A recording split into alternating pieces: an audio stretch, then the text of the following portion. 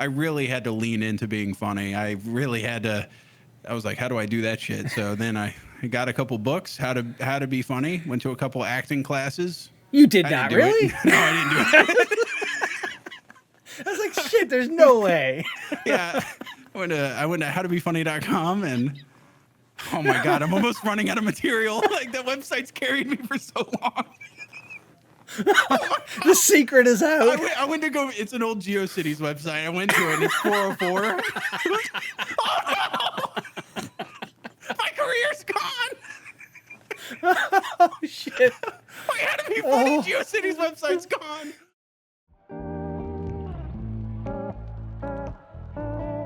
Hey, she's a beauty.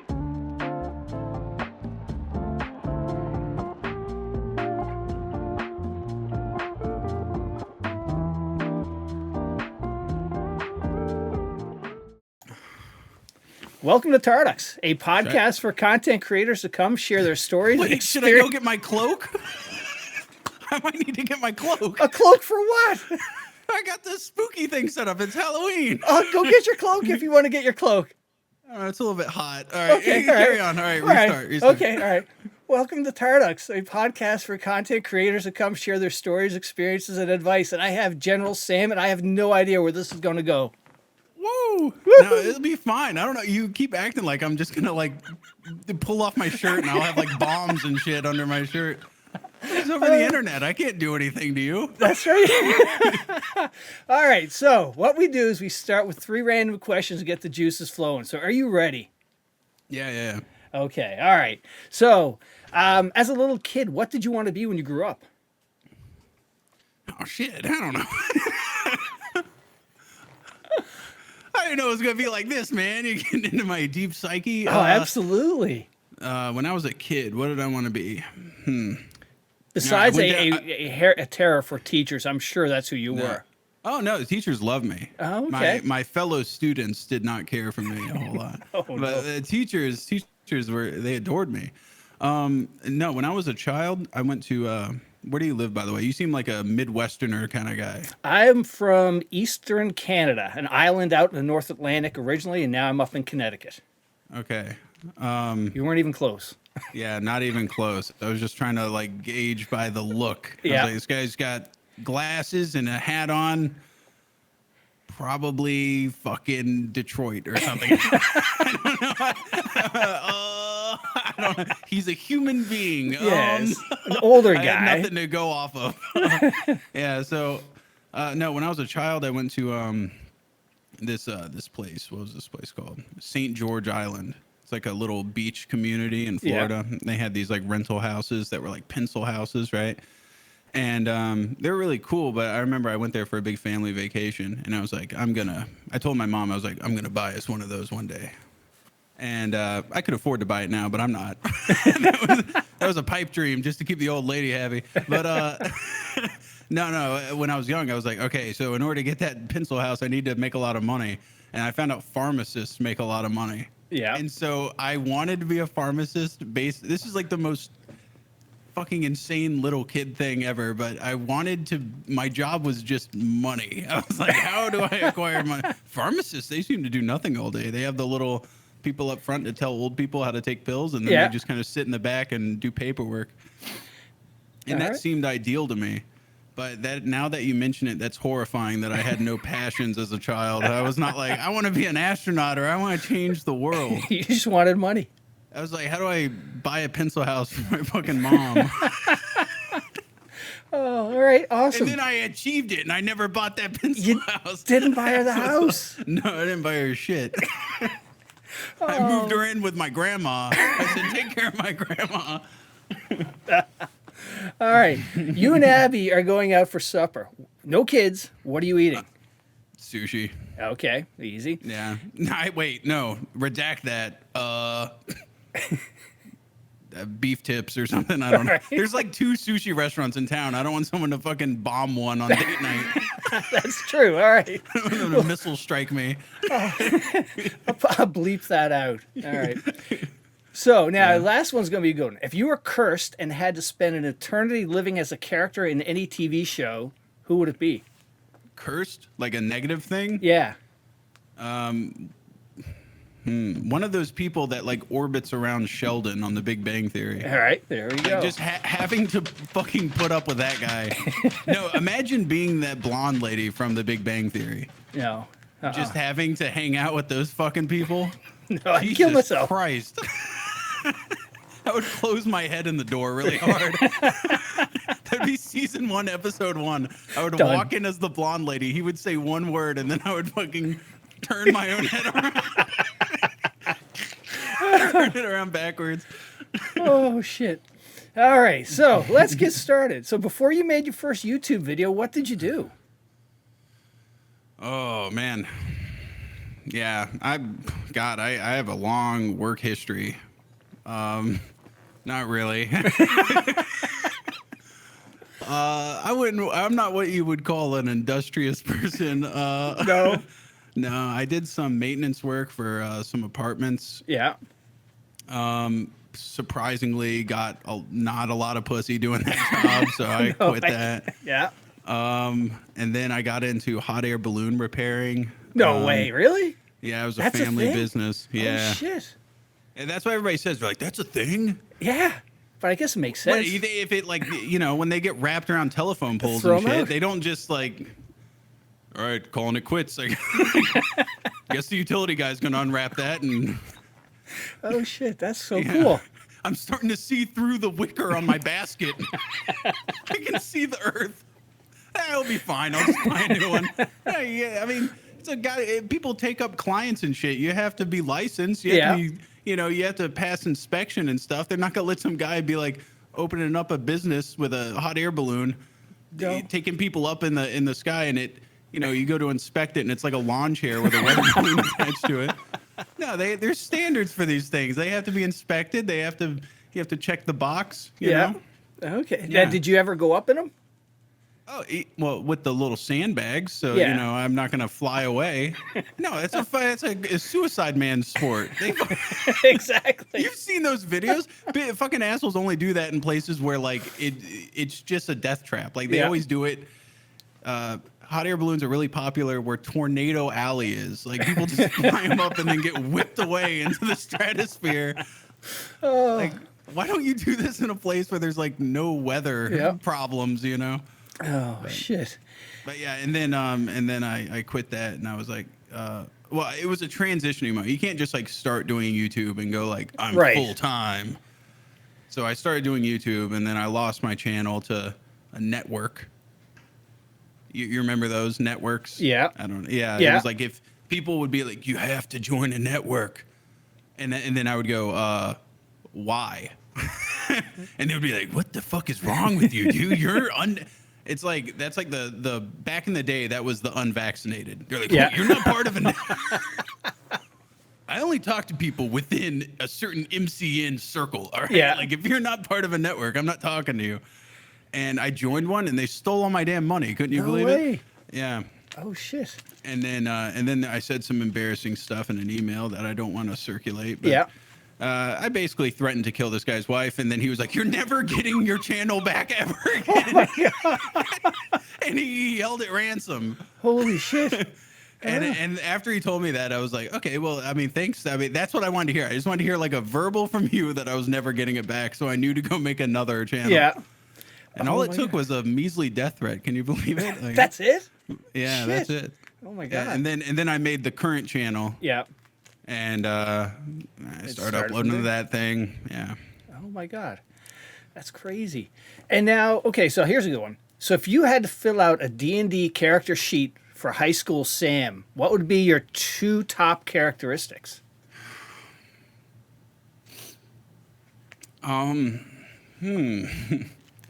As a guy that recently made a D&D character loosely modeled on myself, we're talking about high school Sam, though. We're not talking about current Sam. No. See, that's like everybody goes back and goes like, man, I wish I could do it all again. You know those guys that peaked in high school? I wish I could do it all again, man. Like Uncle Pedro's and shit. Yep, they got their high school jacket and still. And, yeah, got the Letterman on, working down at the fucking Quick Lube. I still got my Leatherman, man. No, I think when I think about going back, I spent a huge chunk of my teenage years really concerned about social interactions and Yeah. was like scared to do stuff. Yeah. And then now I've realized that like nobody's doing this the second time around. Everybody's on their first go through life. Nobody, oh shit, I knocked over my chalice. Nobody knows like what they're doing really. Yeah. And like if people act like they know what they're doing, it's like the people that I believe, it's when they're like 88 years old and they're like, I figured it out, and then they die, you know? But like nobody that young has it figured out. Everybody's equally as scared as you. I wish my mom would have told me. That's what I'm going to tell my kids when they get to like high or like when they start to go into like middle school and high school. You have to sit them down and go like, you're just as out of place as everybody else. Like you have that feeling of like, I don't want to say imposter syndrome because imposter syndrome means like if you're a CEO or something like that, it's like, am I worth being here or whatever? Or have I earned this? But like imposter syndrome and like, am I at a place? Like I used to always have that feeling like, I felt like I was a pod person and they were about to figure out that I was a pod. You know what I mean? Like they're on to me. And so I wish I could go back in time and just be like, dude, just don't give a fuck. You're not going to go into the corporate world. Just don't give a fuck. Just do the weirdest shit you can at all times. Yeah. That's all that matters. And just be happy. Yeah, just having fun. Yeah. At other people's expense. Okay. I'd leave that piece out when you talk to your children about that. Just Yes, yeah, I'll leave that part out. I'll say you guys be like Jim Carrey. All right, you're like a one-man act. Don't listen to your pop here. Your pop takes it out on other people. Now, if you're having this conversation, is Abby there with you, and would she smack you in the back of the head when you go down that path, or would she just let you go? She's just as socially retarded as I am, dude. Like we got nothing going for us. We got. I like imagine me without the internet. Yeah, I don't know. That's Abby. Like Yeah. I'm not calling over any friends to come over on the weekends to drink or anything. Like I got nothing going on in this fucking empty house except for them kids. Yep. Yeah. So. If it wasn't for public school, those kids would turn out like children of the corn or something. There'd be some weird motherfuckers. Dad's screaming at his computer again. Oh shit. Oh man. So all right. So when did video games start for you? I never got to my stats. Oh yeah, that's right.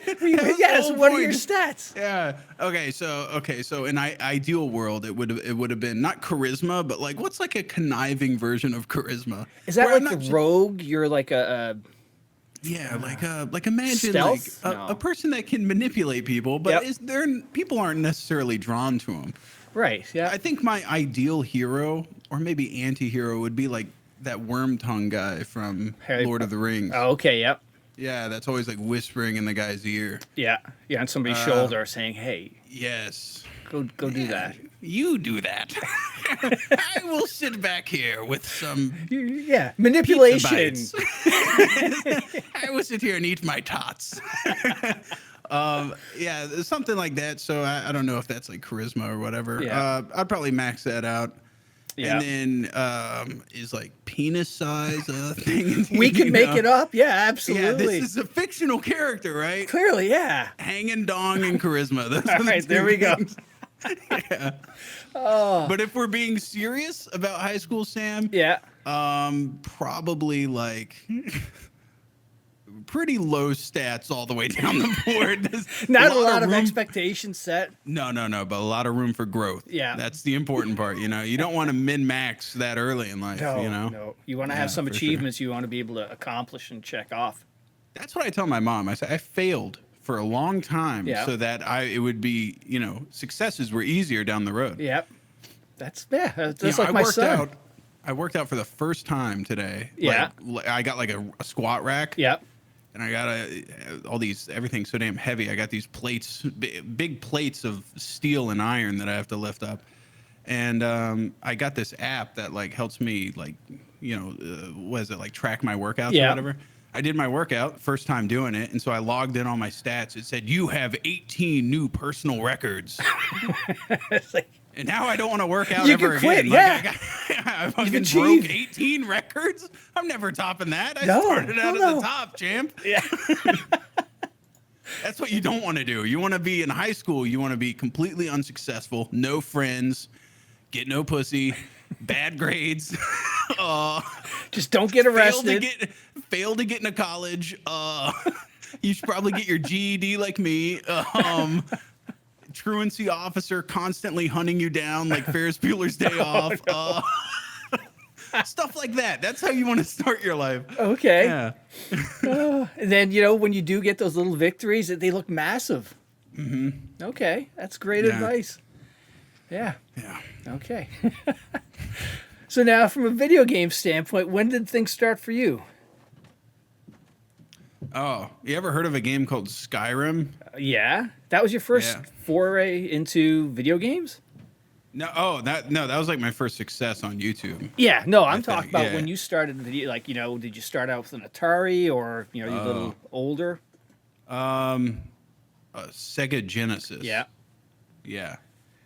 I think it was a Sega Genesis, and there was this game called Clay Fighters. Yeah. It was like a Yeah. stop motion, had like Ichabod Clay and a couple other badasses on it. Yeah. I was also a huge fan of Earthworm Jim. Yep. And we played a lot of Sega Genesis for a while, and then by the way, as far as like old timey controllers go, dude, the Genesis fucking slapped. That little like curved with the ABC and a line. Yeah. I don't have to look down and go like, am I supposed to be doing like the cross or whatever? It was just a line. Doot, doot, doot. Yeah. It was easy. Yeah, I love that controller. Yeah. Also, by the way, the Sega Dreamcast controller was fucking slept on. That controller rocks. All right. The rumble pack in that thing. You had the digital screen you could put in it. Oh yeah, and it just felt good in your hands, dude. Yeah. That and of course I went from N64 to the Dreamcast, so that was like N64 was made for a completely different fucking species. I don't know who the fuck they made that for. Yeah. It's goddamn Japanese. They were like, I don't know, maybe the rest of the world's irradiated too. We'll give them a fucking third little knob to hold on to. Yeah, but I mean, I learned that shit, dude. You would be amazed what you can get around. Yeah. But I feel like mastering the N64 controllers, like when those people, when they paint with their feet because they're like disabled or whatever. I feel like I'm achieving something by mastering the N64 controller for sure. Yeah, absolutely. Oh God. But that was I think like the Sega Genesis. I keep wanting to say Sega Saturn, but that's like a super rare one. But Sega Genesis, and then at Blockbuster, we'd roll up there on the weekends when I've been a good boy, and we would rent. I don't know if you remember this, but N64s had a briefcase that like you would just walk up there, grab the briefcase, and inside, Nintendo was fucking awesome back then, dude. They did like everything like clear plastic that was colored. Yeah. Like the old Macs and stuff they used to do. And inside those little briefcases, you could see the N64, like 2 or 3 controllers, and then you had like all the fixins and stuff to have yourself an awesome time. And I would invite, one of my friends over for the weekend, and we would just play like GoldenEye or whatever. And I did that like basically enough times that my mom could have bought a regular N64 like 7 times over. But she was stupid with money, so that's why. That's why I always had a rented N64 and a fucking purchased N64. Yep. Oh God. Yeah. Oh. And then over the years, when did you jump into the PC space? Was that in high school or a little later on? Okay. So I saw those people making like, YouTube videos, and I was like, I want to get in on that. And so I got that thing called a Dazzle. You remember the Dazzle? Advertised 480p. Man, they fucking lied their asses off. I want you to show me 480p coming out of that Dazzle. If someone can show me scientific fact of 480p coming out of a Dazzle, I will pay money. Not take that last statement away. I ain't paying nothing. But I will be impressed. And this was before like software held your hand and everything. Right. So you know, in the beginning, guys, if you're starting out YouTube, you're going to steal everything under the sun, okay? Like, you're going to have stolen software, you're going to have stolen games, you're going to have stolen everything. Font packs, music. You just basically turn into the biggest criminal in the world when you start YouTube. And so I was stealing shit left, right, front, and center. And I remember, like, on Premiere, that was before they did any sort of hand-holding. They didn't tell you, like, I couldn't line up, this is my footage, and exporting it, you need to export in, like, the same package that it's, you know, being brought in at. So I would always just compress and degrade the shit out of my footage. And I was like, what the hell's going on here?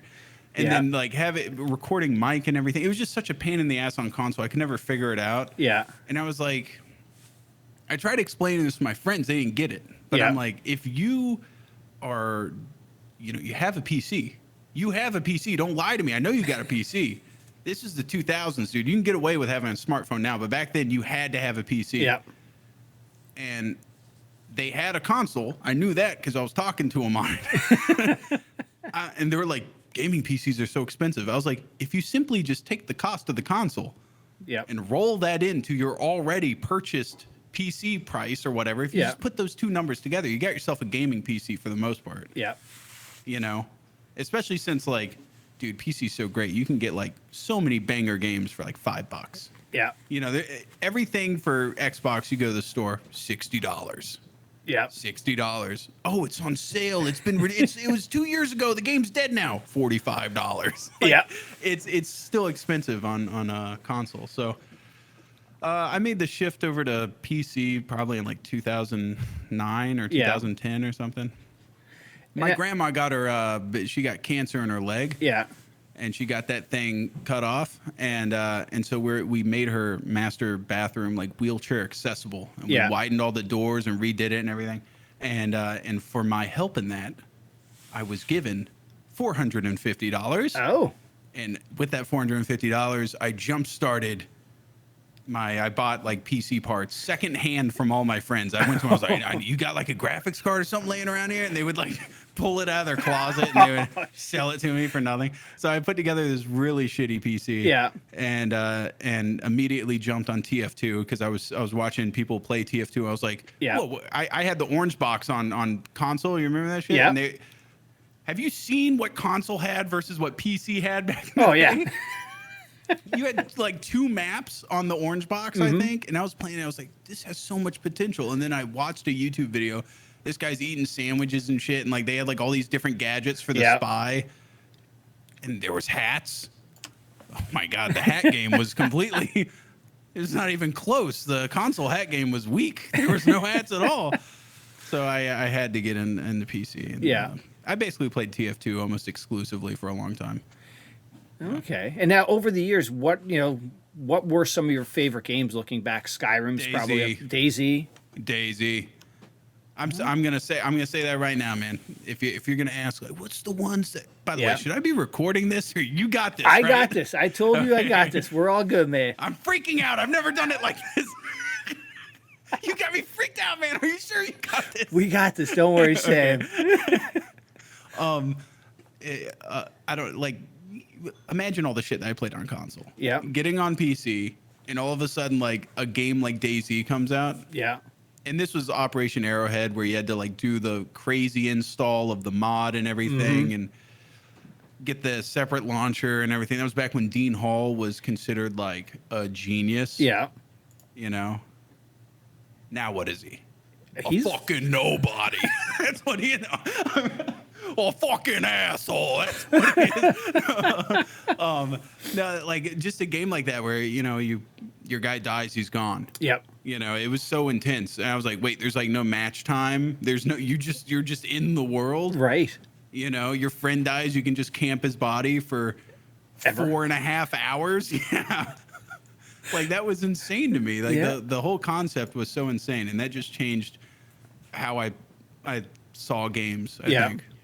Yeah, because that was insane too. Because I always did. I like turned it into like I got obsessive over that game. Yeah. in a way that I'd never gotten obsessive about games before. Like it became like a sociology experience. You can see how this trickled down to Tarkov over time. Yeah. Because Tarkov is condensed, concentrated Daisy. Right. You don't get buck fever. Like, have you ever gotten buck fever on Tarkov? You will. Yeah, I think I have. Yeah. There's been You know, moments. where you're looking at someone, and you're like, oh shit, man, should I shoot or am I gonna fuck this up? And then all of a sudden you're second Well, guessing yeah, yourself you're like and everything. laying an interchange. A 4-man rolls by, and you're just laying there in one of the stores. Like, fuck. Do I? You've been laying there 18 minutes. Yeah. Now imagine being like, you know, my teenage years or whatever, and I've been laying there for 3 hours. and I see one guy. I would sit there and in the map, I would be like, okay, people are gonna go for Cherno and Electro, and then they're gonna want to head north naturally, right? And so now there's these 3 different interstates or whatever that head north. This one north of Mogilev is probably gonna be the one that they're gonna take because there's like a gas station in between here and there. And I would sit there and like figure out these little paths, like, and I wish they would provide maps of this shit. Like, what are the most commonly traveled places? Right. Yeah. Just so I can lay at the place where I know they're gonna travel, but I know they're gonna be like feet up on the desk, fucking eating chips and shit, like not paying attention. You know, because when you're like 4 minutes outside of Starry Sabor, that's when you fucking sit up and start dusting off all the Cheeto shit. And, all right, we're about to get into some shit. But like, you know, the 10 minutes of travel time before then, Yeah. no, dude, you're lounging. You're not ready to get shot. So That this game was changed shit. So this was Yeah. the birth of the Rat in Tarkov, then, essentially, for you. Yeah, I definitely have a history of being like that guy that you're just like, fuck, dude, fuck. Well, it's funny.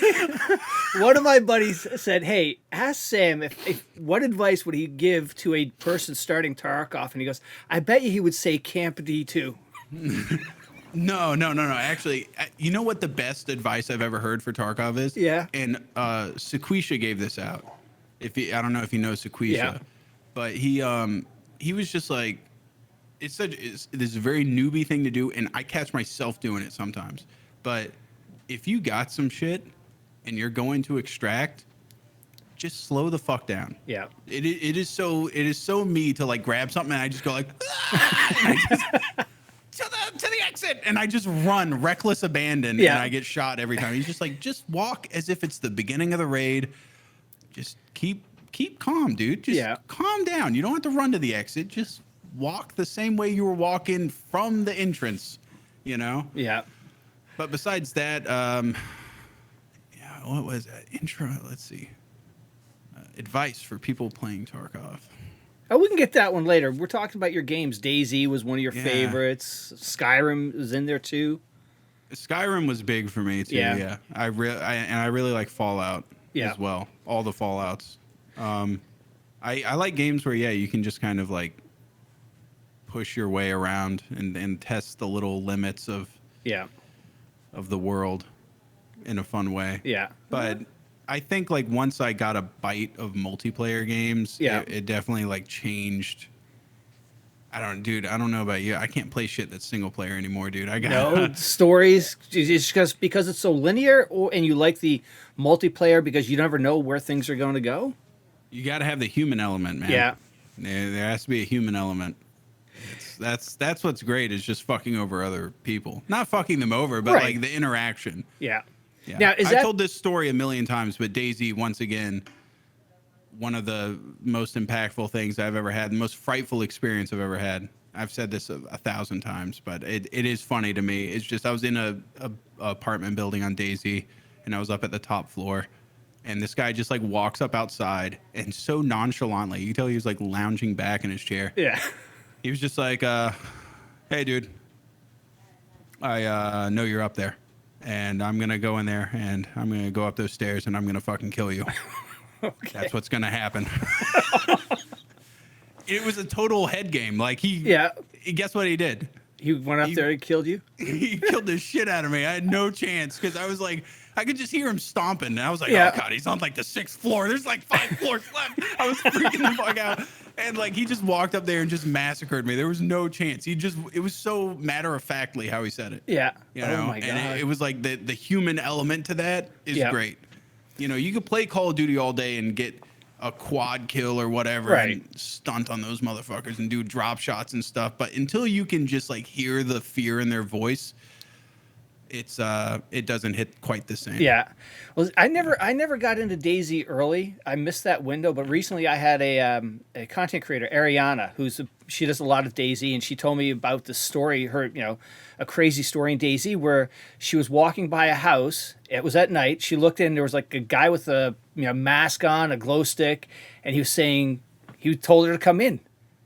And she went in. He tied her up. He killed You dumb himself. bitch. He killed herself. He killed himself in front of her, and then she was like, "What the fuck?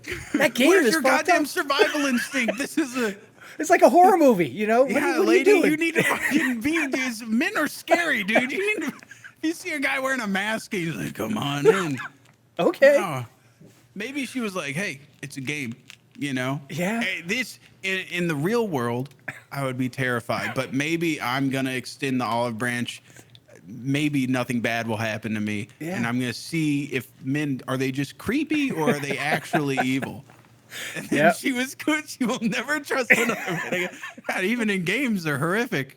Yeah, absolutely. Oh, Yeah. shoot. Man, this would be a great spot to go get a Dr. Pepper from the fridge, wouldn't it? Wouldn't this be a good- Absolutely. Go wouldn't this for be it. an awesome Dr. I Pepper think moment? it is Dr. Pepper break.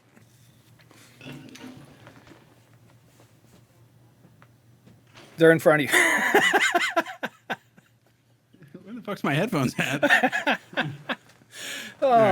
So now, what was the reason you jumped into YouTube? Oh, all that money. Yeah. No, I don't think they were even doing ads and stuff back when I started. Yeah. I think they had just started doing them in like 2011 is when they started putting like lots of ads or whatever.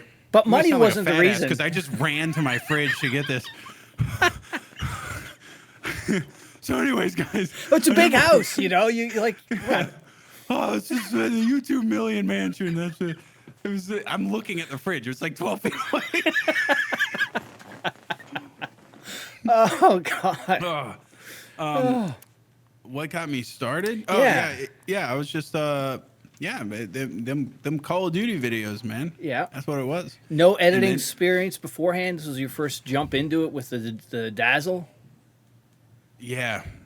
And by the way, dude, I just want to say like, I get messages. I don't know if there's just people like gassing me up because they like me or whatever, like Yeah. my videos. But I make videos that I would like to see. Yeah. And there are some people that enjoy that same type of video, right? Yeah. But I get messages where people are like, "Hey, dude, I really like your editing style, and I can see that you're like really good at it, or whatever." And I just want to say, dude, I made like 250 videos, I think, before I made one that just sucked. Yeah. You know what I mean? Like I was not quick to pick it up. Yeah. So like that's why I'm always astounded of like my peers, so to speak. Yeah. You know, like I didn't talk to another YouTuber, by the way, until like 2016 or 2017 when I shoot. met Sir Winter, I Yeah. believe. In Rust. But I was doing it for like 6 years just by my lonesome, just toiling away. Yeah. Oh my God. You know, just by myself. I had like my friends that I gamed with, but Yeah. like I didn't talk to anybody else that did what I did for a living. Yeah. The closest I had was my friend's friend did anime music videos. Yeah. And I was like, that's not even like that's like hard to even like strike up a conversation. No. Yeah, it's like, hey, imagine two guys at a barbecue and like your friend goes like, hey, you'll be friends with this dude. You do the same thing. It's like, oh, what do you do for a living? I make anime music videos. I cut up my favorite animes to like grunge songs. Yeah. And I make like what I think is cool music videos. And I go, oh, well, I have a bunch of footage from COD lobbies where the N-word is being screamed constantly. So we're basically the same guy. Yeah. Absolutely. No, we had nothing in common. So I would say probably 200-300 videos in is when I started to make stuff that like didn't quite suck. Yeah. but it wasn't good yet. It was like visually and editing wise, I was like, I knew what I was doing, but I as a person was still very very rough, not diamond in the rough. Now, what were you making? What kind, like, were you just highlight clips, or were you putting your narrative back then on those videos? I was trying to be like, you remember when like RoosterTeeth and Achievement Hunter were really big? I don't remember that. No, they were like they were like very. They would give you like little tips, little information bits, little factoids. Yeah. Little secret things, and I would like do stuff like that. I had a hit video in the beginning that was like GTA 4 enterable buildings, because there was like there was no map or anything saying like could you go into a building on GTA, and so I made a video that was like these are the best places to go in and like fight cops. Yeah. And by hit video I mean it got like 50,000 views, and I was like, whoa. Mom, that pencil house is ours. Get your sandals ready and your big fucking Julia Roberts sun hat. All right, we're going to the goddamn beach. Your son knows where the integral buildings are. Nobody else does. Yeah, it was shit like that, and then finally, like, yeah, dude, that's a tough wake up call to realize that like you're not really good at anything. Like you're not smart enough to be like on the edge of, you know, finding out the hot stuff in a game, or like quick enough reflexes to be good in anything. Yeah. So I really had to lean into being funny. I really had to.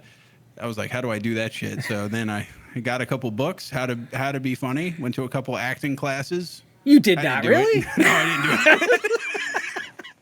I was like, shit, there's no way. Yeah, I went to howtobefunny.com, and oh my god, I'm almost running out of material. Like that website's carried me for so long. The secret is out. I went to go. It's an old GeoCities website. I went to it, and it's 404. Oh no! My career's gone. Oh shit! My How to Be Funny GeoCities website's gone. But you know, here's the the GeoCity thing. It's only old people like me probably is going to get that one, and Yeah. you know. Dude, I'm sorry. If you guys, the Zoomers with their little Zoomer perms and their little drop cross earrings and shit, you guys that are watching, you guys really missed out on the internet in the mid 2000s. Oh, That shit man. was the Wild West. I fucking loved it. Oh man. Yep. Absolutely. Man, you thought you found a fucking golden torrent where they had just perfectly compressed it, whatever it was. Yeah. Movie, The Godfather. Oh my god, they got it down to 4 megs. Yeah. Wow, this is you can't lose with this. Nope. This is 1080p. It's a virus every time. Yeah. Oh man, the good old days of Napster. I don't know if you remember Yes. those days. Oh geez. Napster, LimeWire, Yeah. Kazaa. Mm-hmm. Yeah, all those, God. man. Yeah. Those were good. I never was on Napster. I was definitely on Kazaa a lot. Yeah. Oh shit. But no, actually, you brought up a good point. So where, like, were you always the funny guy, or did that just, you know, no? No. When did that come about? Was it through your videos or just? No, like, God, I wish I could, like, I need to track down people from high school and Yeah. just be like, what do you remember of me? Because I feel for my wife, dude. She, for the audience at home, we've been together since like 7th grade. So she has seen this guy that she's been dating has turned into like 7 different people before finally. I don't know about you, but when I hit like 25, one day I just woke up and was like, I'm completed. I'm finished. The turkey poppers Yes. popped. I have finished. I am fully done now. I put down the chisel. I'm like that classic sculpture of the guy chiseling himself. I have chiseled myself. I'm a nerdy guy. But she like saw me like turn, like just try. I was just stabbing in every direction, trying to figure out who the fuck I was. Which is so pathetic because like she's been the same damn person since 7th grade. Really, she's just. Even then, she was very matronly and very serious. Yeah. Man, this guy is very absurd. Now, Strange. what areas did you cover? Did you go from like a rap phase to a metalhead phase to a goth or? Okay, well, I had an older brother. Yeah. That he's 5 years older than me, And when you're young, you idolize your older brother. Yeah. Right. And so he was kind of coming of age in the late 90s, early 2000s. So when I was in elementary school, I was rocking JNCO Jeans, had a No Fear t-shirt, puka shell necklace, had favorite CDs, 311, whichever one was the fire, had like the fire graphic on the album. Limp Biscuits, hot dog flavored water, chocolate starfish in the hot dog flavored water, classic. Yeah. You know, that song Boiler still fucking slaps. If you don't, audience, I want you to pause this and go watch Boiler. Music video still holds up. A lot of Korn, Freak on the Leash, Yeah. If I could do the vocalizations at the end of that song, I would do that for the next 90 seconds and make this really awkward. I can't quite do it. So like nu metal was really big. And then I got into middle school. And so this is weird. Like imagine being a white kid in the early 2000s, rock music, dead. Yeah. It's dying hard. And then rap, I think everybody should be able to sit back and go like, rap of the 2000s fucking sucked real bad. So your choices were like, Nickelback or bling rap, and I was just like, this fucking sucks.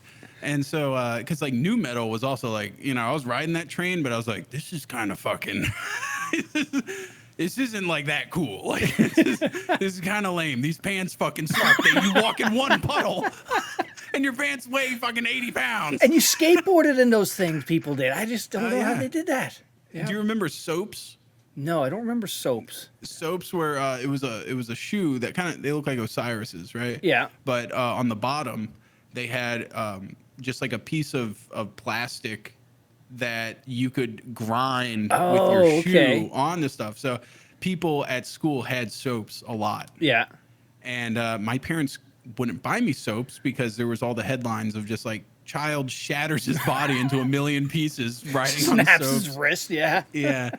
And but I did get a pair of like Nike shoes that were hand-me-downs from not my brother. This is the hand-me-down rotation growing up. Okay. My brother's older friend, Chris, was this big football guy. He would wear shit for like 2 years, and then it would get worn out enough that he didn't want to wear it anymore. Yeah. And so you'd give it to my brother, who was a pretty big guy. Yeah. He would wear it for like a year, and then it would go into a closet to sit there and mold for a couple of years until I could wear it. And I got these Nikes that had like between the heel and the front, they had a little bit of plastic. Yeah. Oh no. Buddy, I was grinding shit with my long ass shorts that looked just like regular pants because they were so long. They're like just above the ankles, essentially. Yes, yeah. basically they're just the shoots of short that are so big. I did a lot of that in like elementary school and stuff. But anyways, so it basically got to the point with like popular culture, like music and everything, where I think this is where like the underground was at, like the, I guess if you're a normie, you would call it like the emo scene. Yeah. But like the post-hardcore, like metalcore, underground metal scene. Was that's where I kind of like dove into that because I had no idea like about underground rap at that time. Okay. I'm in North Florida, so but no, I had you to guys get on had, the internet before I got had, in touch with that shit. Two Live Crew, that was Florida, right? Or were they further south? I don't know. Okay, all right. I have no idea. We had Creed. Creed's from Tallahassee. Fuck yeah! Everybody put up your Bic lighters for Creed. Oh shit! No, I remember when I was in elementary school that They're Only Chasing Safety came out by Under Oath. That fucking album, just like time stood still. Like if you didn't know about Under Oath when you were in like 7th grade, you were a fucking nobody. People wouldn't talk to you. And was it Hawthorne Heights and shit? Like Ohio is for Lovers. I don't know if you've heard that song. You're 50. You haven't heard this shit. No. But that song, Ohio is for Lovers, like that song still fucking slaps. Yeah. I don't give a fuck, dude. I will listen to that on my deathbed. There's certain bands from that era that I'm still just like, that's it. I'm still in it. Yeah. Oh shit. Yeah. Coincidentally, at the same time, I was really into OK Computer by Radiohead. Yeah. That's a more mainstream. That dude. is, yeah. I'm getting some recognition from you. You're Yeah, like, for Radiohead, I've yeah. heard Radiohead. Yeah, we He's can like, connect. Creep. I've heard Creep. With their big song. I was really into Radiohead at that time. But yeah, that's basically that's my musical taste for the time being. And then so then I was like weird little metal kid for basically until I just like became super introverted in my high school phase. Yeah. Then the worst thing in the world happened to me. What was that? Discovered sex. Have you tried that stuff? Only 3 times. Have you done that shit yet? Oh I've got my 3 God, kids, you're so missing out. If you're a viewer of this podcast and you haven't had sex yet, I highly recommend it. I could not recommend that They product should go enough. Google it right now.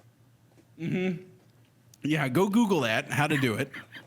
Find a consenting adult. It has to be consenting. That's a key point right there. Yes, that's the key asterisk. point. Yeah. But I discovered that shit, and then I was like, I'm not going to school anymore. Me and Abby are going to go do that for on account of she got her driver's license before me, so we went and banged out her Camry Oh my God. in the fucking parking lot of the Walmart that hadn't been built yet. Oh. Or down at the Governor Square Mall in their parking garage. We'd go hang out down there and fuck while the employees were parking their cars next to us and getting out to like work at Dillard's. And they're like, what the hell? There's 2 fucking 15-year-old kids fucking in their car. I did that for a while. And then the guidance counselor called my mom and she was like, did your son die or something? Oh, no. You like disappeared for a couple I weeks. I found pussy. I found out.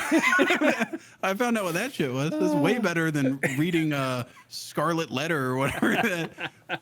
Franz Kafka or whatever. I'm not reading all that shit.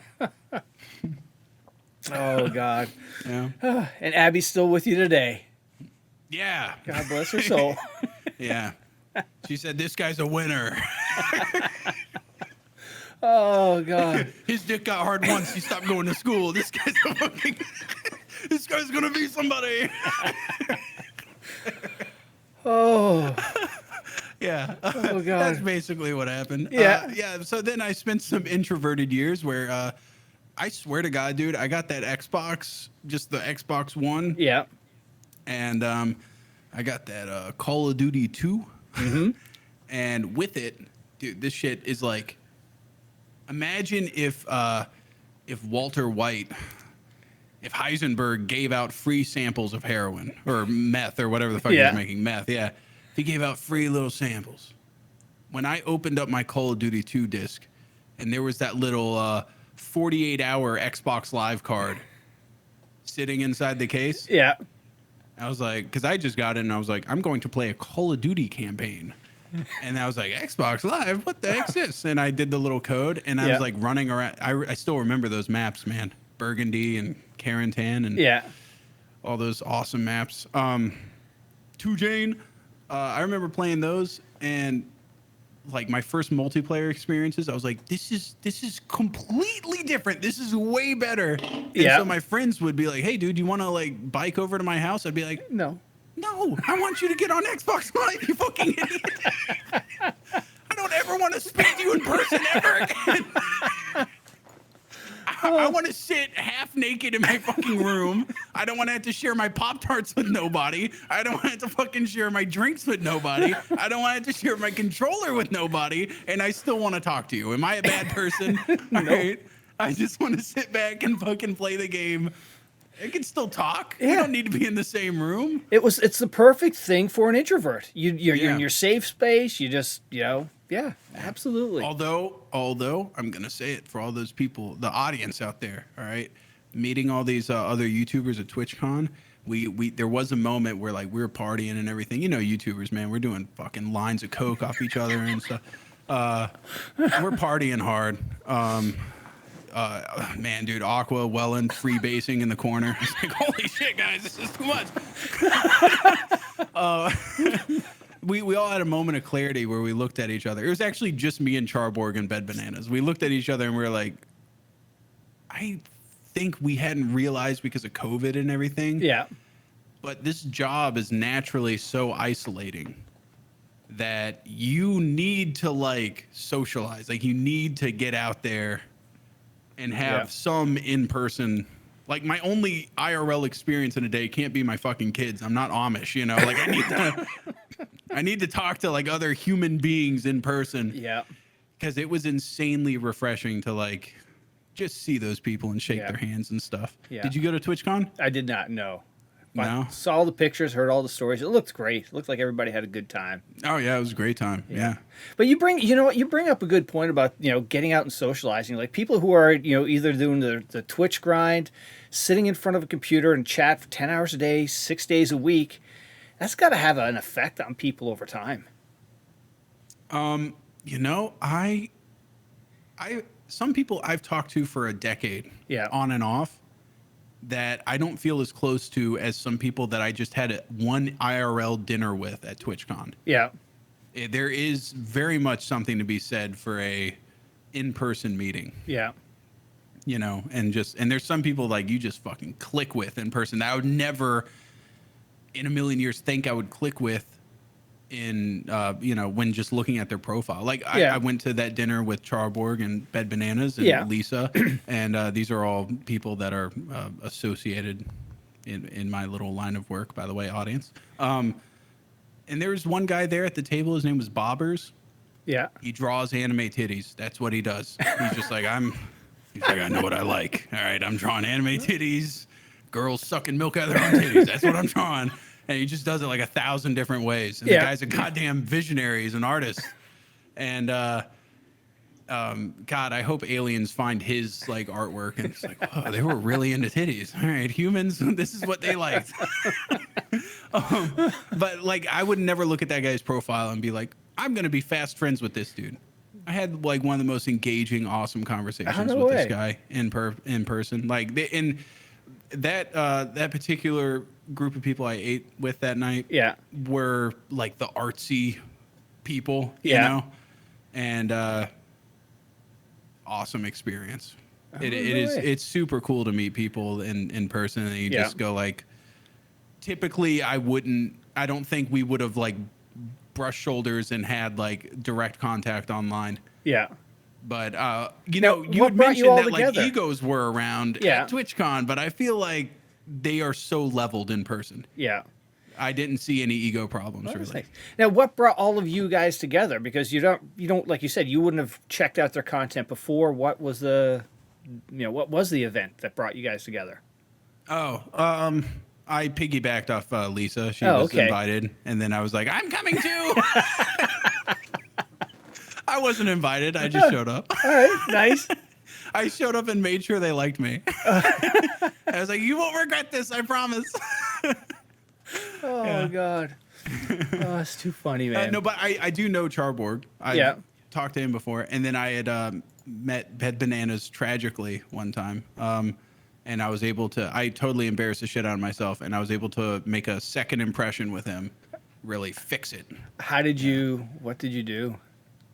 This one's a, you ever had a moment where like you're trying to go to bed and you go, and then like right before you're about to fall asleep, your body's just like, hey, remember the most embarrassing thing you've ever done? Let's dwell on that for 12 minutes.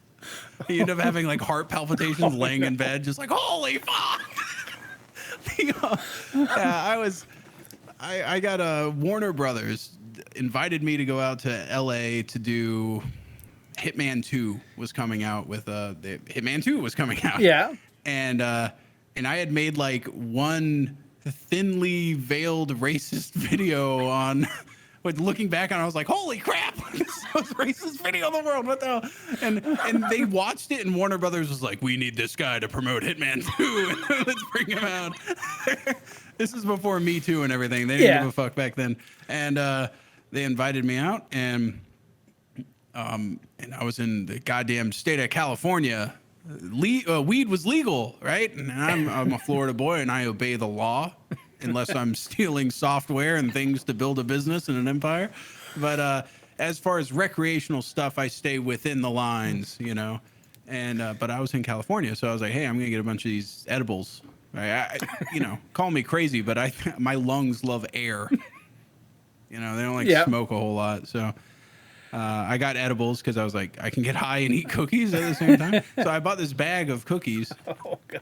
Who the fuck eats one cookie? You know, like, so I didn't call up anybody that had ever smoked in their life. I was completely untested. It was just like, I ate like 6 of them and I was like, weird.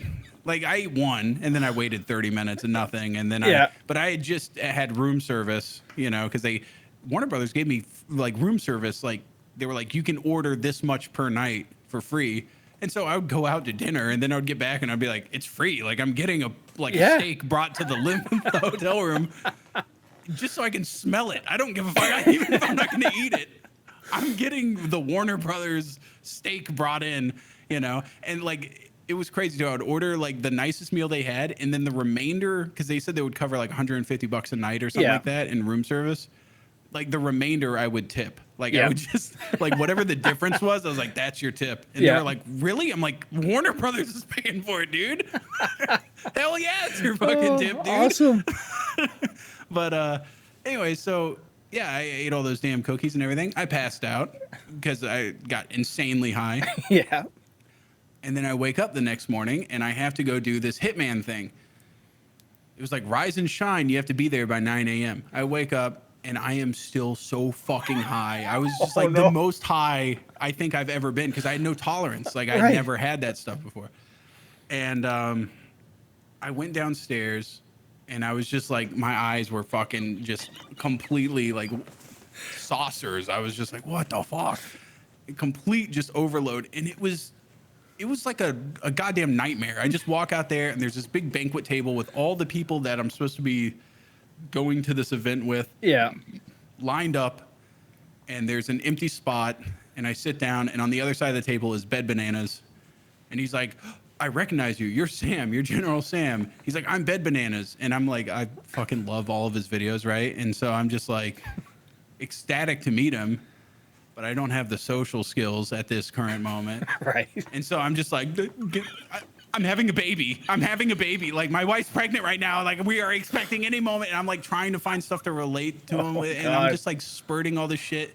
And I could tell he was just like, oh, this guy is like Asperger's or something. This guy's a little bit different. Oh, okay. Like you could tell he was like, oh, that's strange. But like he was just like, he just kind of didn't speak. Oh, and then after that, we went to, it was basically the most painful 10 minutes of conversation ever where I just felt like I was just saying shit that, have you ever said a sentence that there is no, you don't put the ball in their court to rebuttal. You just take the ball and launch it into the stands. You know, like what the fuck is he supposed to say to that? Like it was 75 rapid fire sentences like that where he's just like, wait, how am I supposed to respond? Like what are you? What the hell are you? What's wrong with you? I'm surprised you didn't shake me by the neck. Like what's wrong? And anyways, this fucking event, they had Hitman had rented out like a club, and they had turned it into a Hitman level. Oh, and they had hired a guy that looks exactly like Agent 47 to stalk around the level with his little pistol, and they had like that Northern Lion guy was streaming there, like at the event. Yeah. And everybody else was kind of like playing on these. They made me play the game while I was high shit. I was like, what the fuck? Oh my God. They were like, you need to assassinate someone. I'm like, what the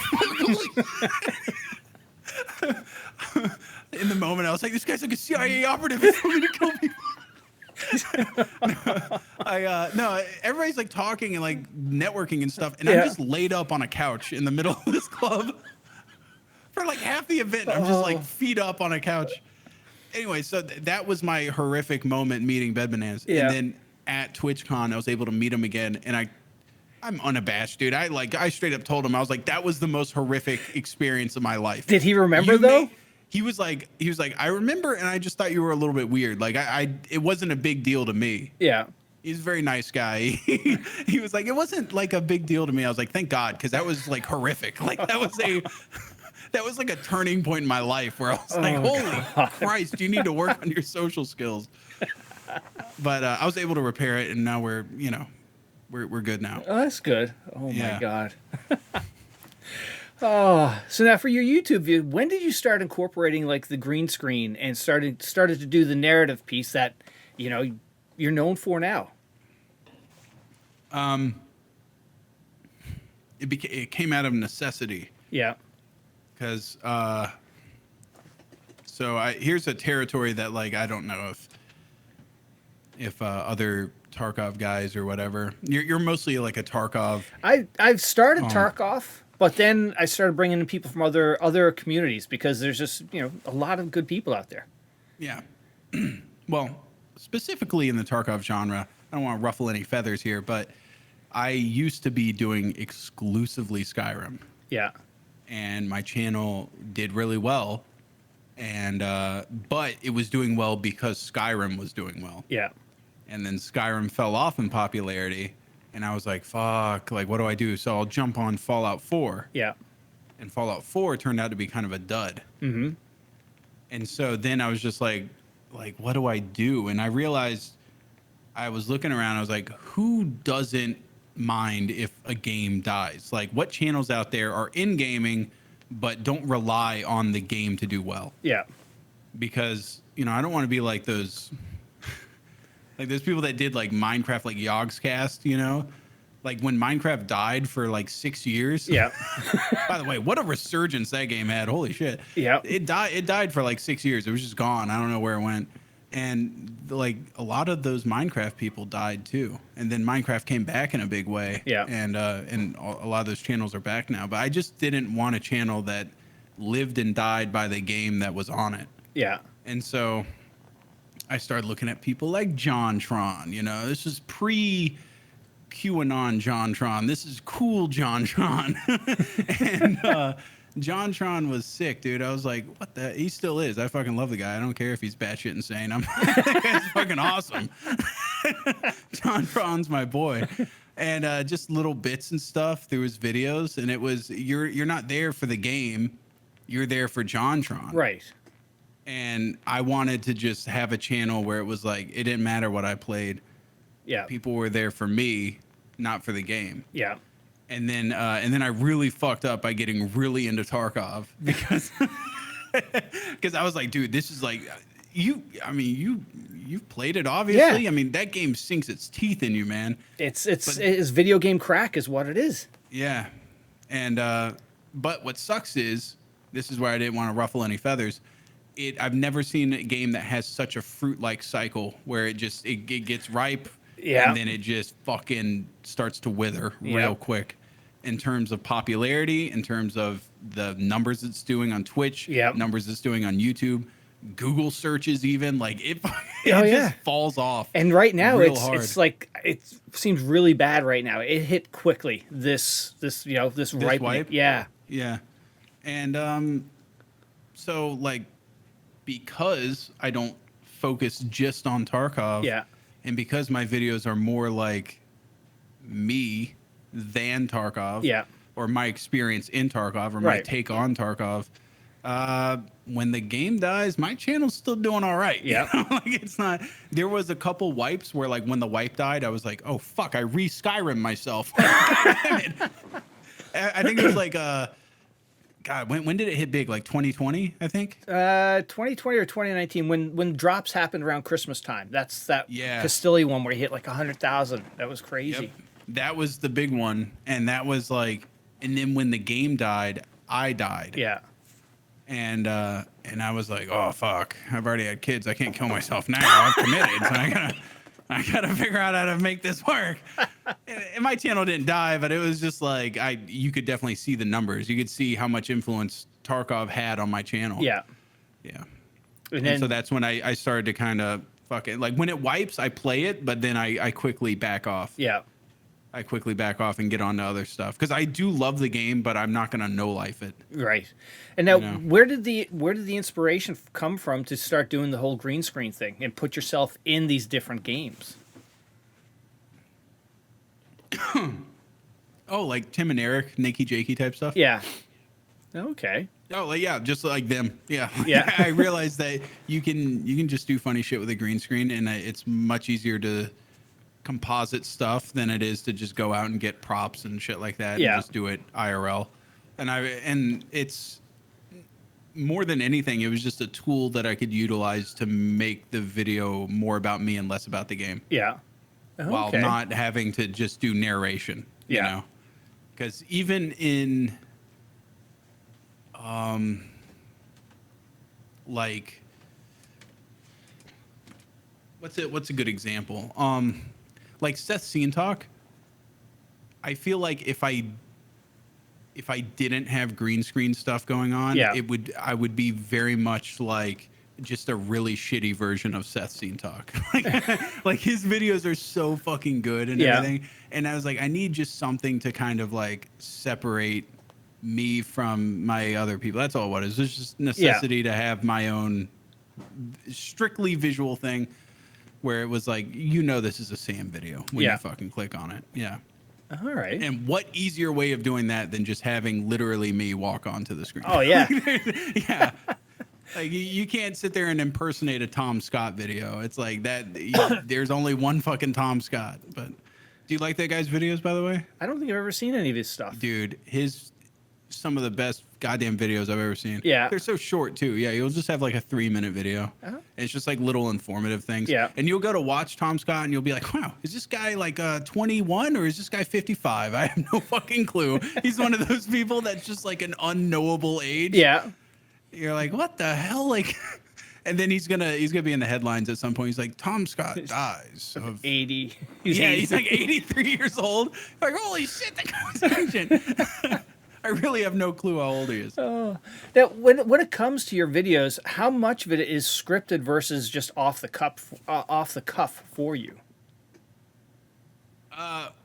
Okay, so Like, let's talk I- about like your some of your Tarkov videos. Whether it's the any those are a grab bag. Yeah. Those are okay, so I work in a very annoying little time schedule where like sometimes I just have to, I got the fucking podcast and stuff to do now, and Yeah. I got like sometimes like 4 o'clock's rolling around. I'm like, shit, I got like less than an hour, and I would like to get this done so that tomorrow morning I can then turn around and just start editing. Yeah. And so I feel like my best ones are where I have just like bullet points. Yeah. And I just get up there and start riffing and then cut it all together into like something that's good. Yeah. I've realized once I script it out too much, I'm not good enough at writing. Yeah. I'm not the Coen brothers. I'm not making Big Lebowski level dialogue Right. here. Like my writing sucks. So It's just it's not natural. it's not as fluid. Yeah. Yeah.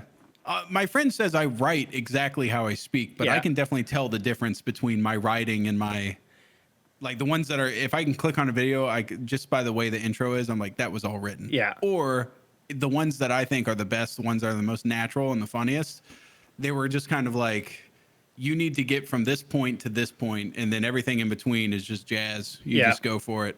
Yeah. Okay. And now I think I saw a video clip or a segment where you were talking about how when you first started out, you and Abby lived in your mom's house upstairs, and you got your first paycheck from YouTube, and like what was that's not an easy thing to do. If you're trying to focus on this and make this your career. Yeah, but back then it was easy because I was, once again, these were the Skyrim days, baby. Yeah. I would what was my gimmick back then? I had a gimmick. Like my channel was very much hinged on a very slight edge, and that edge was I had a let's play for Skyrim that was like more than 100 episodes long, but you could click on episode 50 and it didn't matter that you hadn't seen the previous. This wasn't like I tried to make each episode like in and of Like a itself. standalone. It was a standalone. Yeah. I definitely caught you up in the beginning, or I told you like what the premise was or Yeah. whatever. It doesn't mean they were good, but at the time it was very usual to just be like Skyrim episode 75, and then it would be like dash, this is where we're going, and the video would start with the guy just like, oh my god, that last fight really tuckered me out, I'm fucking hurt, and you're just like, what the hell? I'm in the middle of I'm just in the middle of something, Yeah. And back then, like, yeah, you put a little intro on something. You put 2 seconds of effort into something, all of a sudden it's better than 99% of the shit out there. It's the same thing with Twitch right now. You just get a fucking face cam and one thing to talk about, and you were better than 99% of streamers out there. Oh man. But Yeah, what was it like in that first paycheck from YouTube where you're like, I'm buying a game with this. yeah. That's what I said. I said, this is going right back into buying games. This is going into TF2 hats. This is what this is going into. Yeah, Yeah. did you get to a point where you knew you could make it now? Or was it a certain point, or was just over time a bunch of videos hit and you could make this as your career? Oh, I'm a very conservative guy when it comes to my finances. Yeah. So I very much was gauging it off of like my 12-month low. Yeah. Like what was my lowest paycheck in the past 12 months? Yeah. Can I survive off of that? And because I didn't want to be one of those people that's like, oh shit, I guess we're not eating this month, honey. Like, because I don't know if you guys know, but YouTube pays out like I'm a goddamn pensioner or something like that. Like I'm 85 years old on Social Security. We do every month we get a paycheck, once a month. That's why shit. I started the podcast. I didn't have anything to say. I started that podcast so I could have a second paycheck, baby. Patreon closes out and they pay my ass on the 5th of the month. YouTube does it on the 20th or whatever. So that splits up. Daddy can buy shit at like halfway through the month now. That's why I started the podcast. Oh, God. Yeah, basically, actually kind of funny now that some time has passed. When I went to go get my first house, this is right when I had moved out of my mom's place and then we were renting, and then the lease was going up, and I was like, I knew it was going up in like a couple months or whatever, and I was like, I want to get a house because I want to have some kids, and I don't want them to have to go to the shitty schools I went to growing up. Should I dox myself a little bit? No. I went to this school that had barbed wire on a fence around the outside of it. shit. It looks like a maximum security prison. Oh my and God. and at first, like when I went there, I was like, wow, they really want to protect us. And now that I've gotten older, I realized that school has a really bad gang problem, and they were like, we'll keep them in there. It was like Holy shit. it was like Escape from New York. I would get dropped in by helicopter every morning. With a fucking K-bar in my mouth in a sack lunch. And my mom was like, I'll fucking, you start digging a tunnel at 2 p.m. and meet me outside the gates. That place was a fucking war zone. But Oh my I was God. like, I don't want my kids to go through that shit. Yeah. So I moved to like, where the nice schools are, but where the nice school zones are is always like starter home places. Yeah. So we ended up like, it just wasn't, I work from home, Yeah. it ended up not being enough space because I was just stuck in a little 1-car garage as my office, and I needed like green screen room and stuff. Yeah. So we ended up moving from there. And so the kids are now back into the psychopath school district, but they'll be all right. They'll be fine. You survived. Yeah. I'll give them a gun or something like that to bring to school. They'll be fine. We're in America, baby. For every offensive school shooter, there has to be a defensive school shooter, or else it's completely one-sided. Oh my God. I don't think I've ever heard of that one before. That's good. So anyway, yeah. So anyways, we at the first place though, I had just quit the hot air balloon repairman job. Yeah. The adpocalypse was happening, and so like YouTube figures were down real bad, and what else was happening? There was some other tomfoolery, and I basically I put in all my financial stuff to the loan company. Yeah. And they're like, oh, he's got 2 jobs, and okay, this is this is going good. The whole time I was sweating bullets because I was like, I hope they don't ask for the most recent pay stub, because I quit the hot air balloon repairman job, and the futures for the ad market's looking rough. I don't know if you were around back then, but it was like 30%, like overnight, like 30% of your revenue just dropped off. Oh wow. Yeah, there was a lot of nerds jumping out their basement windows trying to kill themselves. Just landing in the sod. Oh, fuck. We're getting stuck in the window. Yeah, getting stuck. Yeah, trying to dive out the little basement window well. Oh man. Yeah, that was basically I lied to the lenders and got into our place. Yeah. I don't know where we started on that, but that's where we ended. I don't even know if the question answer pertained to the question at this point. It was, how did you know you could do this, full time? I didn't. No, I went into it going, holy shit.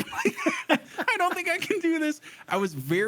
Because I was very confident about doing it. Yeah. I was fine. And then the adpocalypse happened. Yeah. That's what I was trying to say. Like, imagine if I had been like, I don't want to leak any names, but there's been some people around me that over the years that they'll have like very quick meteoric success. Yeah.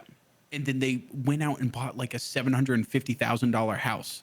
Oh my God. And the adpocalypse happened. And they were like, how the fuck am I going to pay for this? And I'm like, why did you buy that? Why did you buy that? Yeah.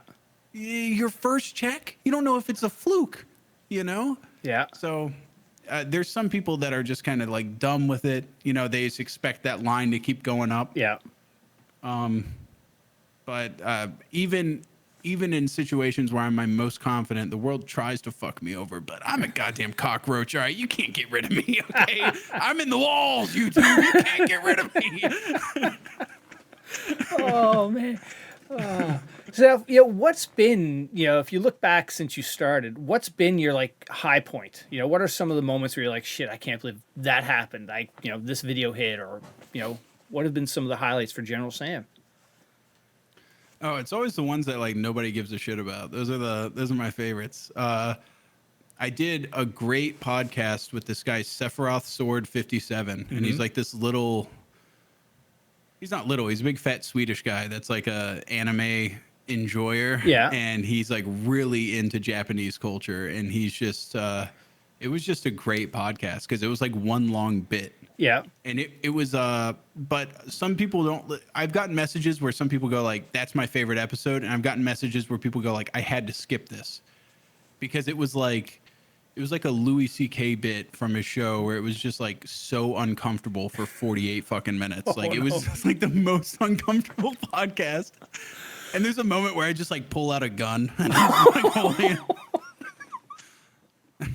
I'm like, what wins in a fight? Katana, Nippon steel folded 1,000 times, or this pistol. I hold up a gun. But I had like that podcast. I had a podcast with John McAfee. Yeah. That I don't even think it went over well. I don't think I did my best at all. Yeah. But John McAfee is so fucking weird that it was great. Oh my God. And I've never heard of someone being so unabashed about being a meth head. That guy's just like, I fucking love methamphetamines. Like the way he speaks like a fucking villain. Like he sounds like a villain the way he talks. Or the way he talked. God rest his soul. Yes. He died. Yeah. Oh. And then I also had this one's pretty recent. I still think it's like one of my more recent projects that I did that I liked was those videos that have been really popular recently? It's like GQ does them and a couple other places do them. Like it's like those weird little media conglomerates or whatever. They'll be like professional ex-convict bank heister guy rates bank heists in movies or whatever. Yeah. Yeah, or like I don't know, gay guy rates penises. I don't know. Like they'll just have those videos. Yeah, and I did one that was like chronic masturbator rates masturbation scenes in movies, and I just acted like I was like, wow, that's really good.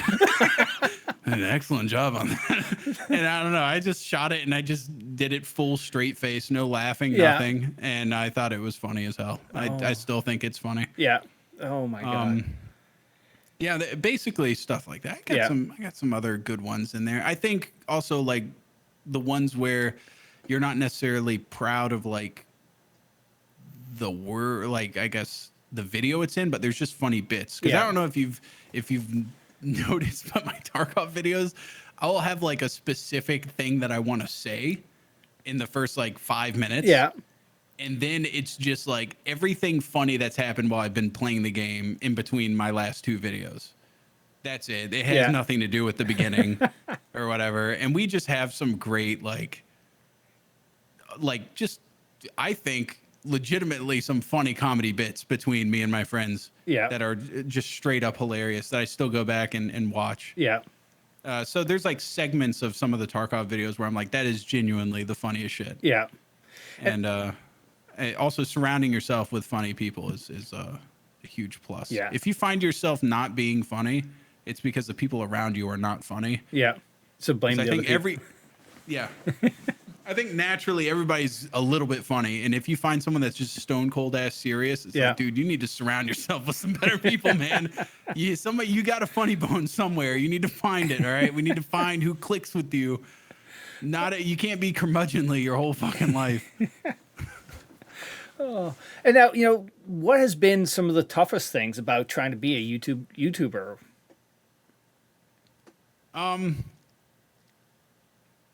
Like slight invasions of privacy. Yeah. Stuff like that. I had like an old it was an old video where I used to do like mail time videos, which I've started doing again, Yeah. but I did them for like quite a while. And that was before I had like the same audience I have now. The audience back then was distilled. They were refined and just a very specific breed of fucking weird back then. I kind of miss those days, to be honest, because that was before I had any viral success. And so like now it's like the people that are subscribed are like, oh, he had that one video that one time that I liked. Yeah. And I'll check out his stuff every now and then, or I might never click on it again. But the people back then were like, I like Sam's videos. And they were very, and that gave me insight into how fucking weird these people are sometimes. With the shit they sent you? Well, not just that, but like in the beginning of one of these mail time videos, I had a Nerf gun and I like attack my wife with it when she comes home. And for like a split second, you see the color of my front door. Oh. And this like 13-year-old kid went through Google Maps Street View through every neighborhood in my town, which has a population of 240,000 people. It's not a huge city, but it's a sizable city. Yeah. He went through every goddamn subdivision till he found my house color with that color front door. Oh, wow. And shit. he found my place. And he was like, he just sent me the address in a DM. And I was like, yeah, you found it. What do you want me to say? I'm not going to lie. Yeah. I was like, yeah, you found it. And he was like, he acted like it was so impressive. He's like, dude, I tracked you down like the FBI. You must think I'm like some badass guy, right? And I'm like, no, you're like, you have to be like 12. Like no grown ass adult has that much time where they're going to sit there. Oh. Like Captain Autismo going through every goddamn street view in Tallahassee trying to find a door that looks the right hue of green. Oh, God. And the only reason, it was like, that's what made me just like when I moved, I kept my house under wraps, dude, because I showed the front door once at that rental property. Yeah. It was game over. Holy So shit. I always got these damn windows closed because I'm like freaked out. I don't want people seeing the outside of my house. Yeah. Wow. Now with the mail, like speaking of the mail videos, what kind of stuff did you get then versus today? Weird ass shit or weirder now?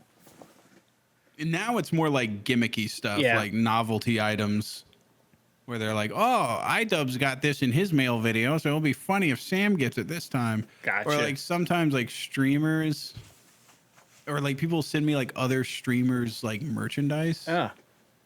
I don't want this shit. Yeah, I don't want, I don't want this Think garbage. Yeah. But I'll get stuff like that. But this time around, I've gotten a lot of cool art. Yeah. A lot of cool art. Before, back in the day, there's some pretty egregious like biohazard issues that were sent to me. I had a line of socks that had my face on them, and someone took the socks and they put them in a shoebox, and then they jacked off on them for like months. Oh my God. And then sent in the box. Oh. Yeah. So that's why those early videos or the second round of early videos you had the gloves going. Yeah, gloves are now a very important aspect of Holy the mail time. Yeah. People are someone also sent in like a radioactive isotope, and like I'm sitting there like handling it like Marie Curie. I'm like, oh, what the fuck's this? And then this guy, and then I read the note. It's like, this is an incredibly radioactive isotope. I'm like, oh, my fingers burn. Oh my God. Fingernails are falling off and shit. Holy shit. legs are bleeding. No, apparently it was like not that radioactive. He's Yeah. like, it's cool. It's like I wouldn't sleep with it, in between your balls. Oh my God. I wouldn't poke it down your pee hole while you're sleeping for safekeeping, but it's cool to have something radioactive. And I was like, yeah, that's why I'll buy a bushel of bananas. All right, they're slightly radioactive. I'm not gonna have a goddamn isotope in my house. Oh my God. People are fucked up. Seriously. Mm-hmm. Oh God. Yeah. And by the way, I don't think like USPS knew about the radioactive No. isotope I can't imagine they did. in the little box. Oh. It was the smallest little box. I was like, Jesus, dude. Oh my God. Yeah. That's wild. Oh shit. Oh. Yeah, but that basically this time around, no, everybody's been pretty cool. Yeah. I've gotten some stuff that's been questionable. Yeah. But in a good way. I've gotten some stuff in the mail. All right. Yeah. There we go. So now, over the years, you've refined your editing skills. Is there anything that you really learned over the years that really, took your editing skill from like a, 70% level to 90%? Any tips along the way, or it's just trial and error?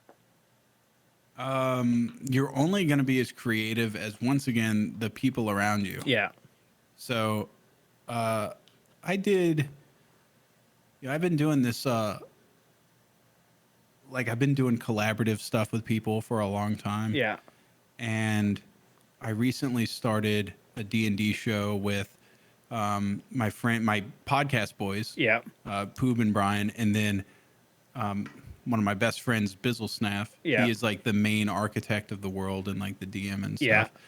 Yeah. And the dude is like possibly one of the most creative guys I've met. Not only that, but he has what some people in this industry lack.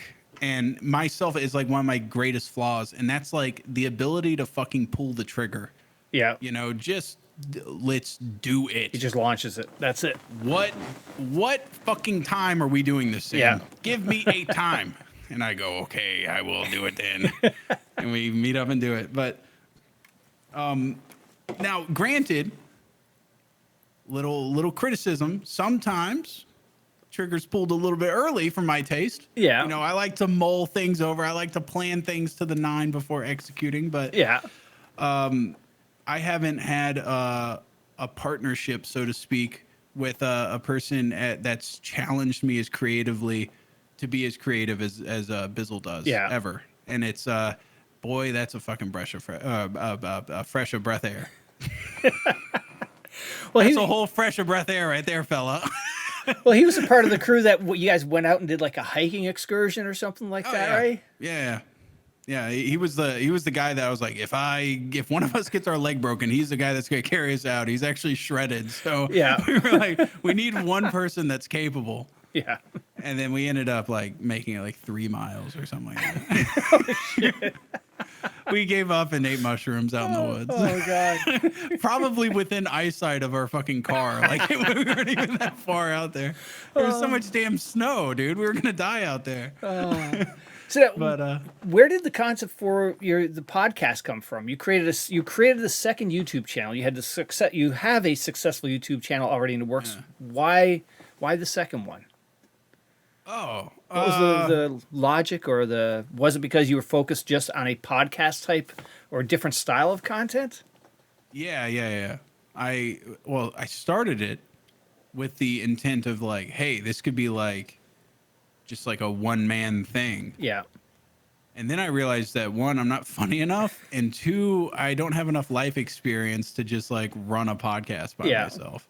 And it also took a lot of like scripting and stuff, and it took a lot of like, I'm not a goddamn comedian, like a professional, I'm like a half-ass comedian. Yeah. If you could even consider me that. So I'm not like Tim Dillon, where I can just sit there and ramble for an hour and a half and it'd be hilarious. And so I was like, God, I need some people for this. I had planned on initially interviewing, which, don't get me wrong, you run an interview thing. Yeah. But I didn't want to like do the interview style. Yeah. I'd wanted it to be like riffing for the most part. Right. And this is great for interviewing 2 people, But if you're trying to just do like comedy stuff, if you're trying to make a conversation funny, Yeah. this is a little bit too intimate, I've realized. Yeah. Very quickly, a conversation that's two people gets very serious. Yeah. People all of a sudden start talking about like, man, don't get me started on Reagan, We're not touching that. don't even get me started on McNamara, we don't get me started on Grover Cleveland, man. That guy fucking pisses me off. If we go back far enough into history, it ruffles less feathers. Yeah. Yeah. Teddy Roosevelt ruined this country. We're going back in time. You're going back and people don't even know who those people are. Yeah. McKinley, fuck that fat piece of shit. McKinley, you fucked this country. Oh God. But three people, man, that really ties the thing together. Everybody's it's hard to get intimate and it's hard to get serious. Yeah. When there's three people, there's a different dynamic. Now, how did you meet Poob and Bryan? Where did they come into your life? Oh, Brian's been he's been one of my best friends for forever. Oh, no way. I had a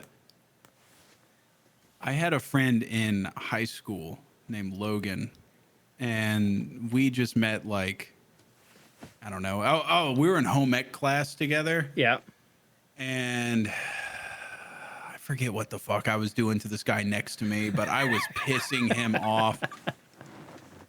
I was fine, dude. I had this guy boiling for, just me being me. And, Yeah. And Logan thought it was hilarious. And so then we exchanged, that was the business cards back in the day. What's your gamer tag? Give me your gamer tag. And we played like Rainbow Six Vegas 2 or something together. Rainbow Six Vegas. And through him, I met Bryan.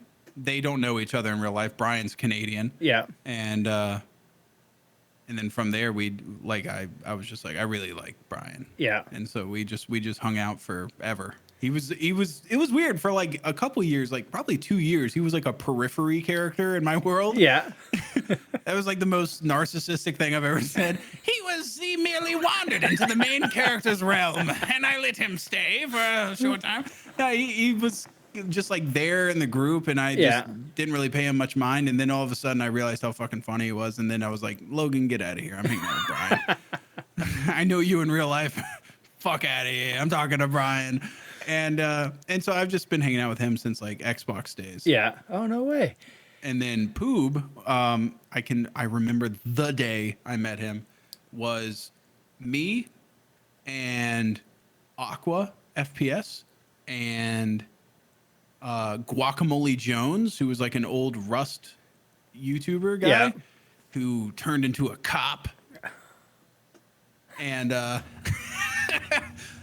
fight the power. Yeah. ACAB or whatever. So he's like a cop now, and there was like a bunch of other people. It was like all the big Rust guys now. This is when they were kind of smaller. We all had like a big village. It was Guac's village. He was like, all YouTuber people and all our audience, let's come together and make a large village in one server. And we were just having fun in there, and I looked up, and like up on the rafters was this guy completely naked, and his name was Poob. And he was like, this is Poob's perch. And he just stood up there for pretty much the remainder of the day. And I was like, all right, this guy's pretty cool. We'll keep him around. And he was just always like a funny little side character. Like whenever I went and played with like Aqua always hung out with him.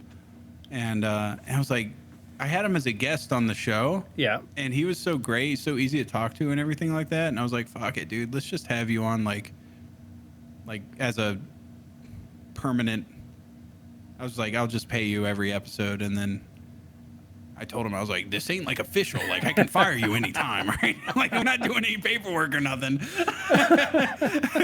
But like, you're like a co-host.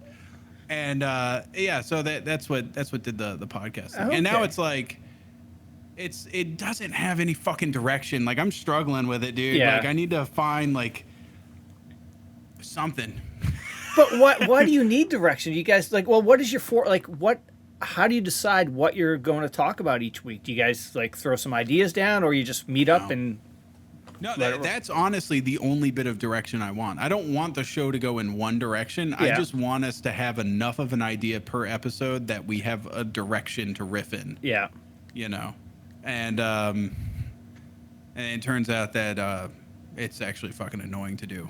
It's like sit down and like come up with all this shit to talk about, and then like you sometimes you bring it out, and the people are like, nah, I don't feel like talking about that, and you go, oh fuck. All right, because we're talking about other stuff today. Well, I saw one of your earlier episodes. You had your brother on. You guys were just, sitting across the table shooting the shit, and then that was neat to see. And then recently, your food, making him the Reddit's recipes. I was supposed to be doing that today. Yeah. God, you made him eat that spam shot of Jameson or whiskey or something. Yeah, man. That didn't look good. What do I got over here? Hold on a second.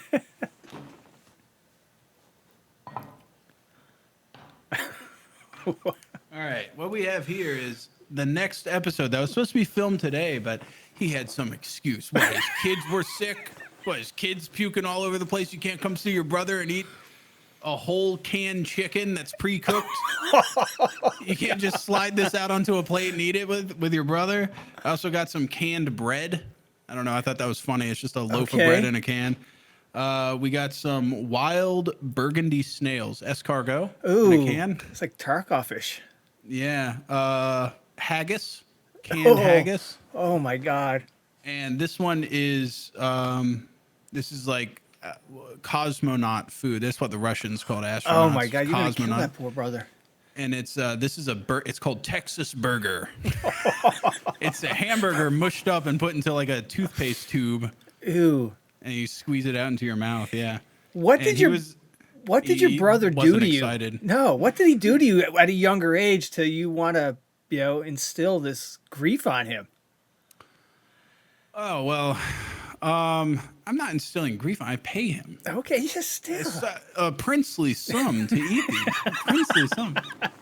The man's recently gone through a divorce. He's paying child support. He's struggling here, right? He's cheap labor. He's renting my house. It's the starter house I was telling you about. Yeah. He lives there now, and he pays me rent, and then I make him eat garbage out of my house. Some might say there's a weird power dynamic there, but I don't see it. If you look deep, maybe. I don't know. Yeah, but he wouldn't come over and eat this stuff, so now his rent has gone up substantially. And will continue to go up. Until he shows up. Until he shows up. Yeah. Oh, God. Now, from a Twitch side of things, it looks like, it seems like Twitch, you treat it as sort of like a goldfish. It's there, you once in a while you remember to feed it and you hop on. When did you start going live? Oh, yeah, I tried to do like regular.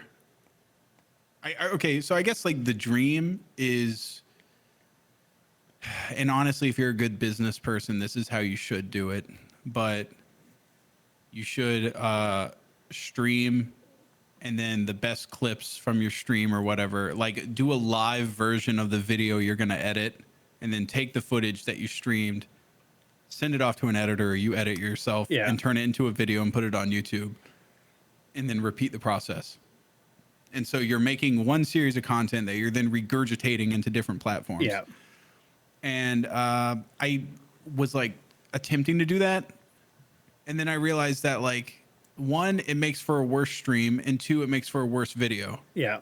And so technically it's more efficient, but I also just feel kind of bad about like regurgitating stream content. Like if you go out of your way to go to my stream, you should get like a fresh batch of shit. Yeah. And if you go to my YouTube, you should get a fresh batch of shit.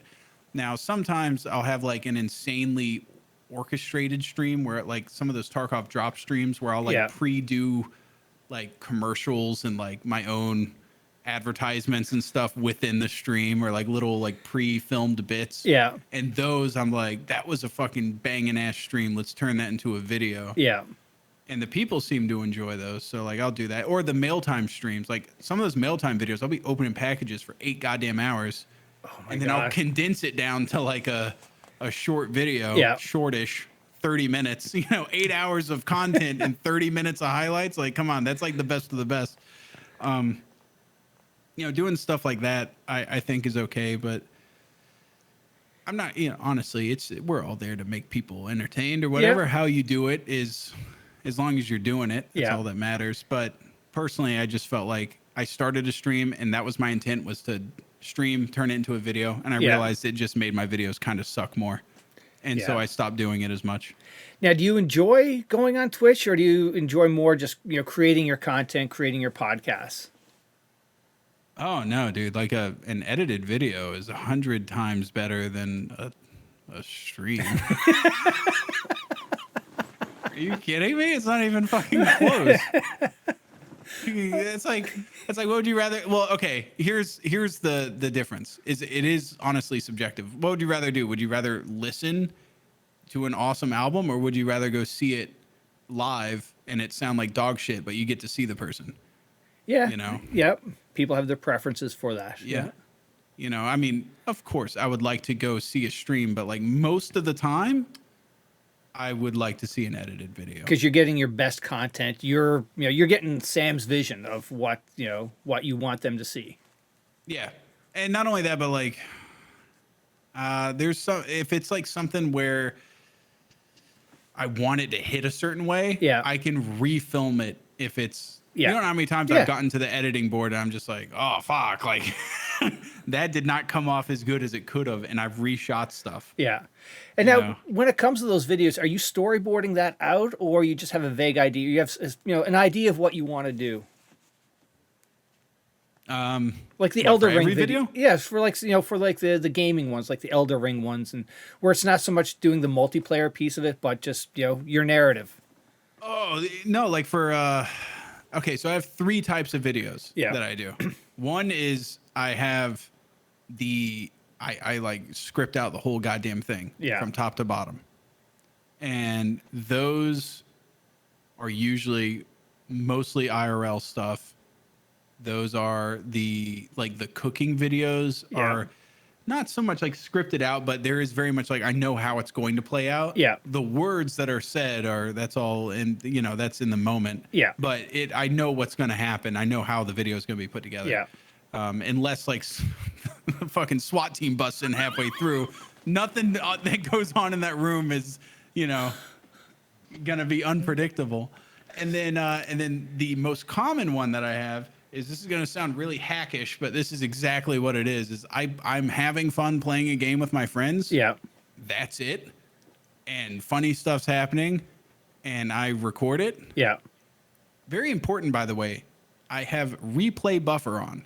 So like shadow play, how it records the last 5 minutes. Mm-hmm. OBS has the same thing. It's called replay buffer. Yep. It just records the last whatever. And when something funny happens, you hit it. Because there's nothing worse than being like, okay, I'm recording, now be funny. No, you need natural, even like, I don't know, like it's anybody. It doesn't matter who it is. If you tell them, boom, you're being recorded, they're going to act different. Right. Yep. You just have, that's why our podcast, we just start recording and then we just have a conversation wherever it naturally builds into a funny starting point. That's when we start. Yeah. But, most of my videos are just us having a fun time playing something. I get enough clips and I go, how do I shoehorn a narrative into this motherfucker? Because I got about 45 minutes of just banger funny moments. Yeah. And I don't want it to be called Hunt Showdown Funny Moment video. Right. So we, usually we're, working on something. Like we'll just find like something in the game that's funny and we'll be predominantly using that. And then I'll be like, that's the video. Yeah. Okay. And then the third type, this is the type that makes you the money. These come around once in a blue moon for me. Some people make them their bread and butter. Yeah. But it's when you come up with the title and the thumbnail before you even record the video. When you just go like, that's Reddit's worst recipes. Yeah. That was one of those where I was just like, who wouldn't click on that? Right. Who wouldn't? Who doesn't want to see the worst dog shit the internet has to offer in food form? Anybody would. And it's so easy to get more and more stuff because there's constant. The world's a never-ending stream of dumbasses being born. Yeah. And they're cooking stuff. They're trying out new shit. We're in horrible economic times. We're sliding into a recession. Inflation's up. Groceries cost 40% more. People are gonna start putting some weird ass sriracha on bananas and shit. Sorry. Oh my God, I ain't got no food left. All I have is canned snails and, and sand. What does this make? I don't know. And yeah, it's just like a never-ending stream. Yeah. You know, do I want to be a cooking channel? No, but I want to. You know, I mean, I'll definitely make a video on it if it's, you know, if it's just it's funny concept. Right. Of course. Yeah. Those are the ones that, like, honestly, if you want to make it, here's a little Linus tech tip for those starting out. Aspiring YouTuber, right? If you're an aspiring YouTuber, you can't look at like a channel like mine or a channel like Pestily's or a channel like any of the successful people you look at. You can't just look at what they're doing and emulate it, because one, what's the incentive to watch you over them? And two, they can afford to do it.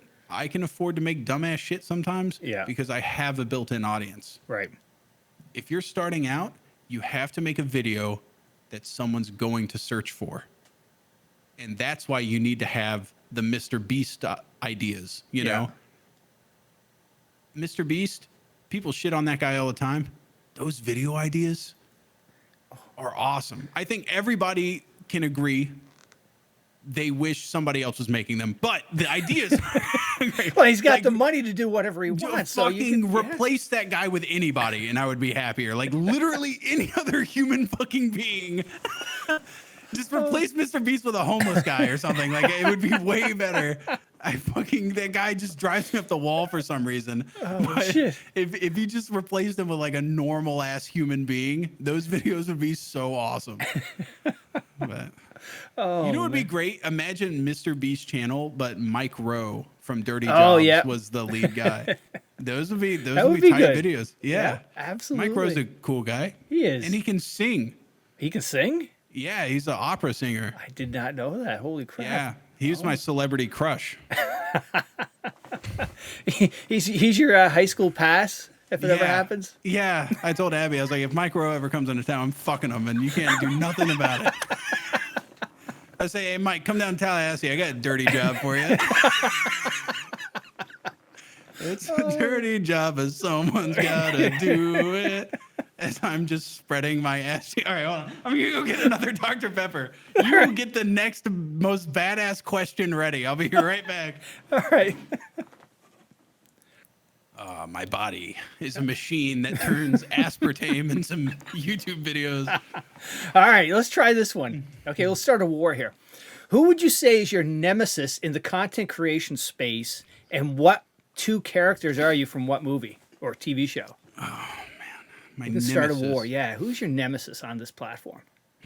I can't say a nemesis. Honestly, okay, if you would have asked me like a year and a half ago, it would have been Aqua FPS for sure. Yeah.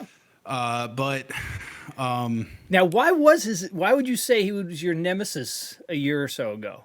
What was the rift? Okay, so like there was no beef. It was like a fake beef. Oh, okay. Okay, so do you remember you see what happened to RoosterTeeth with like there was like that guy Gavin Free from the slow-mo guys? No, he's like gotten in trouble recently because like there was someone at RoosterTeeth that was like I think they were trans or something, and they like called him or her a slur for a while or something, and Gavin explained it away as like he was like, I thought at the time that my impeccable moral fiber made those statements I was saying absurd. Like the person knew that it wasn't said with genuine, heartfelt hatred because he's inherently a good person. Yeah. Which that doesn't work. No. Right? No. I can call you the N-word because I'm not racist. It doesn't work. No, you can't. No. That doesn't fly. But we used to like riff that Aqua was like a serial killer and like this evil person because it's such a no-brainer that he is a great guy. You watch him for 2 seconds and you're like, this dude wouldn't hurt a fly. Yeah. Like that was the joke, was like someone that's that much of a good person, that so docile too. Like I feel like if he just like held a gun to his head, he'd be like, "Oh, come on, man." All right. Like, he's just so like laid back, and it was just funny to me to think like someone that laid back like has to be like evil on the inside or something. Like you can't be that like just that good, you know? Yeah. So I just thought it would be funny if like we created like this guy, dude, I'm telling you, like there was a bunch of these like stories that would pop up in comments like, I met Aqua FPS and he fucking punched me in the face and told me to fuck off. Like, there was like all these like fake stories being written and stuff. He would like, he spit in my face and told me to go fuck myself. And after a while he was like, okay, you need to stop that. Because he's like when you did it like the first like 2 or 3 times it's funny, but then like the parroting of the audience starts doing, he's like, now that's all I fucking hear. And rightfully so. He was like, this is kind of like damaging my brand. Yeah. Which his brand is just, he's just a normal ass guy. Right. And he's like, people are saying that I like kick homeless people down the stairs and shit. Which is not okay. And so, but I thought it would be funny, mutually beneficial if we created an adversarial kind of, you know, like two fucking Tarkov tycoons. Right. So like Pestily and Veritas. When they were, you know, their empires built, you know, right next to each other, and he didn't really care for it how I was playing it. It's one of those jokes that fell flat, you know. And not only that, but there was the video, the Rat and Chad video. The inception of that very idea was in that video. I didn't realize how it had happened, but I watched the video again and I found the fucking moment because someone like commented like the very moment, and it was Aqua was like something about like, you play this game like fucking Peter Pettigrew from Harry Potter. It's like he's like this little rat man. And in that video, I think that's when I equated his play style to like a Chad, just reckless abandon. Yeah. And then mine is like, honestly, what I've boiled it down to is I've realized that I just don't have the reflexes. I don't have the physical capability to be better than the 14-year-olds. Yeah. And so what if I wait around a corner with a shotgun? Like, so what? You walk through the door, I shoot you. I mean, like, that's the beauty of the game. Thrown a grenade in. Yeah. This is not the 1700s where you face off one another. Yeah. No. You didn't anticipate that I would sit there quietly for 17 minutes waiting for you to exit? Should have thought about that, dumbass. What do you mean that's not fun? It's not fun. Even from my perspective, it's not fun. But I know you're having less fun than me, which means it's better in my end. You win. You know, end of the day. Mm-hmm. And now, speaking of Tarkov, listen. You know, how did you find the game? Like, you know, what was your path to Tarkov? That's it might have been. I have a friend, Muscle Bus, that he's a Norwegian guy. Yeah. And he's into like those the dork games. The guys, they act like they're the badasses of the world, but all those mil sim games. Yeah. To the rest of the world, you're fucking nerds. All right. The people that play fucking what are those like God, what's the name of that like jet game that people play in VR? I forget the name of it, but not DCS. There's something DCS or something like that, or VTOL. Flying around. Yeah. Flying around little fucking jets and playing truck driver sim and with the $800 controller. Yeah, Foxhole, all those like Hell Let Loose, like the slow crawl milsim games. I think they're fun because of how serious everybody else takes them. Yeah, but he got me into like Tarkov. Okay, and now he was like, look, it's got like actually, isn't this fun? There's 48 different 9mm variants, and some of them feed into magazines and some don't. And it doesn't tell you until you get into the game. Wow, Muscle, you're right. This is fun. This is the most fun I've ever had in my life. When I put my mag in the gun, it says, hey, you're fucked. You put the wrong shit in there. This is so much fun. So you fired it up, you started playing it. When did you get hooked? And what was the hook it had on you? Oh, honestly, it was I think the best thing to ever happen to Tarkov was not VoIP. Yeah. It was the hideout update. Yeah. the purpose, the reason you entered the game was not to like just get weapons and armor and get back out. Yeah. Like you had other stuff to get, because then that means you could technically win without having violence at all. Right. That really like diversified play styles. Yeah. That diversified like players' intent when they went in. Mm-hmm.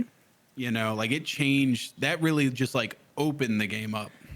Okay. And I'm kind of waiting for like, have you played Marauders? Yep.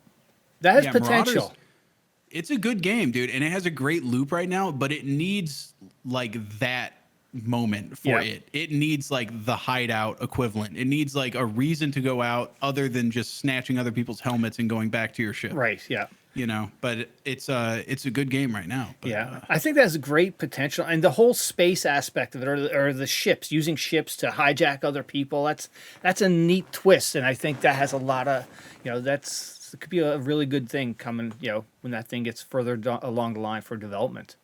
yeah. Have you played Dark and Darker? I have not. Oh, that's a game. Is it? That's a fucking game. That game will put hair on your chest. Is it like a dungeon slasher though, or is it? Yeah, it's Tarkov, but you're just 4 dipshits with swords and shit. Like imagine going out into like a little dungeon like Tarkov. Like Yeah. You go out, you pick your little helmet and your Yeah. shield, and you just go out into a dungeon, and there's like 10, no 15 way. other people that have the same thing, and you're dungeon crawling. It's great. That's a neat concept. It's almost like more fun because it's not like a line of sight thing. Like Right. Tarkov, someone can get you from like a mile away. Yeah. In this game, you'll just be looking at someone that's 12 feet away from you, going like, ah, and you can kind of like run from them Yeah. and stuff. It's a lot shit. goofier, Yeah. because everything's melee except for little wizards and stuff. Yeah. But Now- they're dorks. We kill wizards on sight. Me and my friends, we massacre wizards. Oh man! Now, from a Tarkov standpoint, when did you find out you were getting your streamer item? What's the story behind that? I asked for a goddamn Daniel Boone hat that was made out of like a rat pelt. Yeah. They gave me a fucking sody pop. All right. I was not consulted. I wasn't asked. It's not They a just diet gave it to soda. me. There's no aspartame in that in General Sam's. I don't. I think it does say diet in the okay. description. I don't know. I know Fair TX did the artwork for it, so that's great. Oh, no I way. like Fair TX. Yeah. Oh, that's But cool. that guy, dude, that guy's got some editing chops. Yeah. Yeah. And now, speaking of editing, like, do you edit all of your own videos except for the podcast video? Yeah, the podcast is edited by my friend Stalt. Yeah. And then what I'll do is, in the event that I do stream something and I want it to turn into a video and I'm crunched for time, what I'll do is I'll send off the clips from stream to an editor friend I have. Shiro is one of them that I used. And he'll cut it down, and then I'll still make like an introduction or like some sort of narrative piece to go with it or something. You'll do your thing to your spin or whatnot. And I'll usually open up whatever he edits and add some stuff to it. But for the most part, like if I use an editor, it's to like cut out that fucking annoying day of sitting down and having 5 hours of shit to go through and find the funny. Right. I just find someone they're the funny maker. Yeah. Because editing, I don't know if you guys have edited before, but I have fun shooting the video. I love shooting the video. IRL videos, I love shooting. Gaming videos, obviously you get to play games. That's the best part. Absolutely. But then there's like sometimes there's that moment where I have to open up the project file and that first pass through is the most grueling dog shit I have ever gone through in my life. Where you're just like going through and getting the funny and cutting out the garbage. But then the second pass, once you have the cream that rises to the top, that's all you have on that storyboard is funny. Mm-hmm. Then that's where the fun editing comes in. Where you start doing weird cuts and like grouping together things that are thematically similar, and you can have like a section or whatever. I don't know. I love that part. Yeah. Like structuring a video is awesome, but just getting your raw footage slicing it up and Oh, that fucking sucks. Yeah, I hate it. Now looking back, is there anything what would you have done differently if you had is there a certain point where you like, oh, I should have done this. I should have zigged instead of zagged. Yeah, there. Yeah, if you fucking open up a video you've made in the past and go, damn, this is perfect all the way through, then you're a goddamn psychopath, right? You should always be insanely critical of your videos. Like, I open up any video of my own and I go, oh, no. I could have done that so much better. Like, if you're not tearing apart your own product, then you're an idiot and you're becoming complacent. Yeah. And now, looking back on all your videos, is there one video, are there some videos where you're like, fuck, this is an awesome video. This is going to explode. And it just does nowhere near the numbers you expect. But then there's this one that you slap together and it just explodes. Yeah, that's you too. That was me during the Skyrim days. Yeah. Especially like it finally, not that long ago, I think I finally like privated. Okay, so here's the thing is YouTube is a constant, like it's a constant monitor of your channel. Yeah. And so if you have a video that does well and then you remove it, it pops up and it goes, oh, Sam got, if it has 1 million views on it, Sam got negative 1 million views for this day. Oh shit. And it literally just like pistol whips your channel in the algorithm. Oh wow. The algorithm goes, wow, negative 1 million people like this guy today? That's not a lot of people. This guy all of a sudden is really unpopular. So in times of extreme success is when I then go into the backlog and I go, I can afford to cut out some of the garbage. Yeah. Yeah. Because I still get DMs from people where they're like, hey, dude, this video, I mean, this thing's from like 2015 and you were saying some shit in here that ain't okay today. No and way. I go, okay, I got a video that's banging right now. I can afford to lose this one and I'll get rid of them. And sometimes those hurt because it's like a great video. Yeah. But, we were stupid and ignorant back then and we'd say some weird shit. Yeah. So you have to remove it and you go, damn. Oh, yeah. Goodbye, great video. Great video with a dark spot in it. Yeah. Oh, shit. I mean, I didn't even think about things like that. And now, TwitchCon, was this past TwitchCon your first one, or have you gone to other ones in the past? No, I've never been to TwitchCon. And let me tell you something. As an event, TwitchCon fucking sucks, dude. Like, you are not going there for the convention by any means. Yeah. That shit is 100% a business. Like, it's a convention that is modeled to be predatory on new streamers, on streamers starting out, because Twitch knows that the average like turnaround, or I guess turnover rate or whatever for streamers is like 90 days. Like most people stream for 90 days and then give up. Oh, wow. Because they don't get any success. Right. So TwitchCon is just like trying to get people to stream more and trying to get them hooked. Yeah. And trying to like get them invested and trying to get them success so that Twitch can be successful in turn. But so it's very like, you need to buy this and you need to buy that. And this is how you, like the seminars and stuff they had were like, this is how you talk to your chat if you have 4 viewers. Like it's that kind of shit, and how to maintain a healthy community. Yeah. And how to moderate a chat. And by the way, I have like 1 mod and it's just some random ass guy. No way, really? Yeah, I think his name's Shaka Sean, and I was just like, I don't know, his name's funny, I'll make a mod. And he kept showing up, and if someone does something crazy, he's like, all right, I guess I'll fucking do it. And what about your Discord? Is that the same way? It's just sort of like Wild West, or? Discord's a goddamn nightmare, Is right? it? That place is fucking horrible. Hang on, it's your Discord. No, it's not my okay, I started it, Yeah. and then I like walked away from it for a little while. And so this is how my Discord works. I started it and I was like, hey, we'll make all these little rooms and everything. We'll have all these little communities. Yeah. And then like the problem is it's populated by fucking the worst the internet has to offer. These are people that are choosing to socialize exclusively on the internet. And they're like, I'm going to seize power. Like they see every person in my Discord is just they're like Peter Baelish from Game of Thrones. They're like, chaos is a ladder. We're gonna climb our way up. A bunch of like social climber, like corporate psychopaths, where they're focused on Discord. Yeah. And So me and my friends, we used to have like a little private room up there, and we were hanging out up there. There was a day when I used to do like cinema night, and we would watch a movie, and Yeah. we'd all like we'd stream the movie to Discord. Incredibly illegal. We did it anyways. We don't give a fuck. It's goddamn Wild West in my Discord, you know. So what? We stream Kurosawa films to like 100 people in Discord. I don't give a fuck. We'd watch some movies, and we'd all sit there and you know.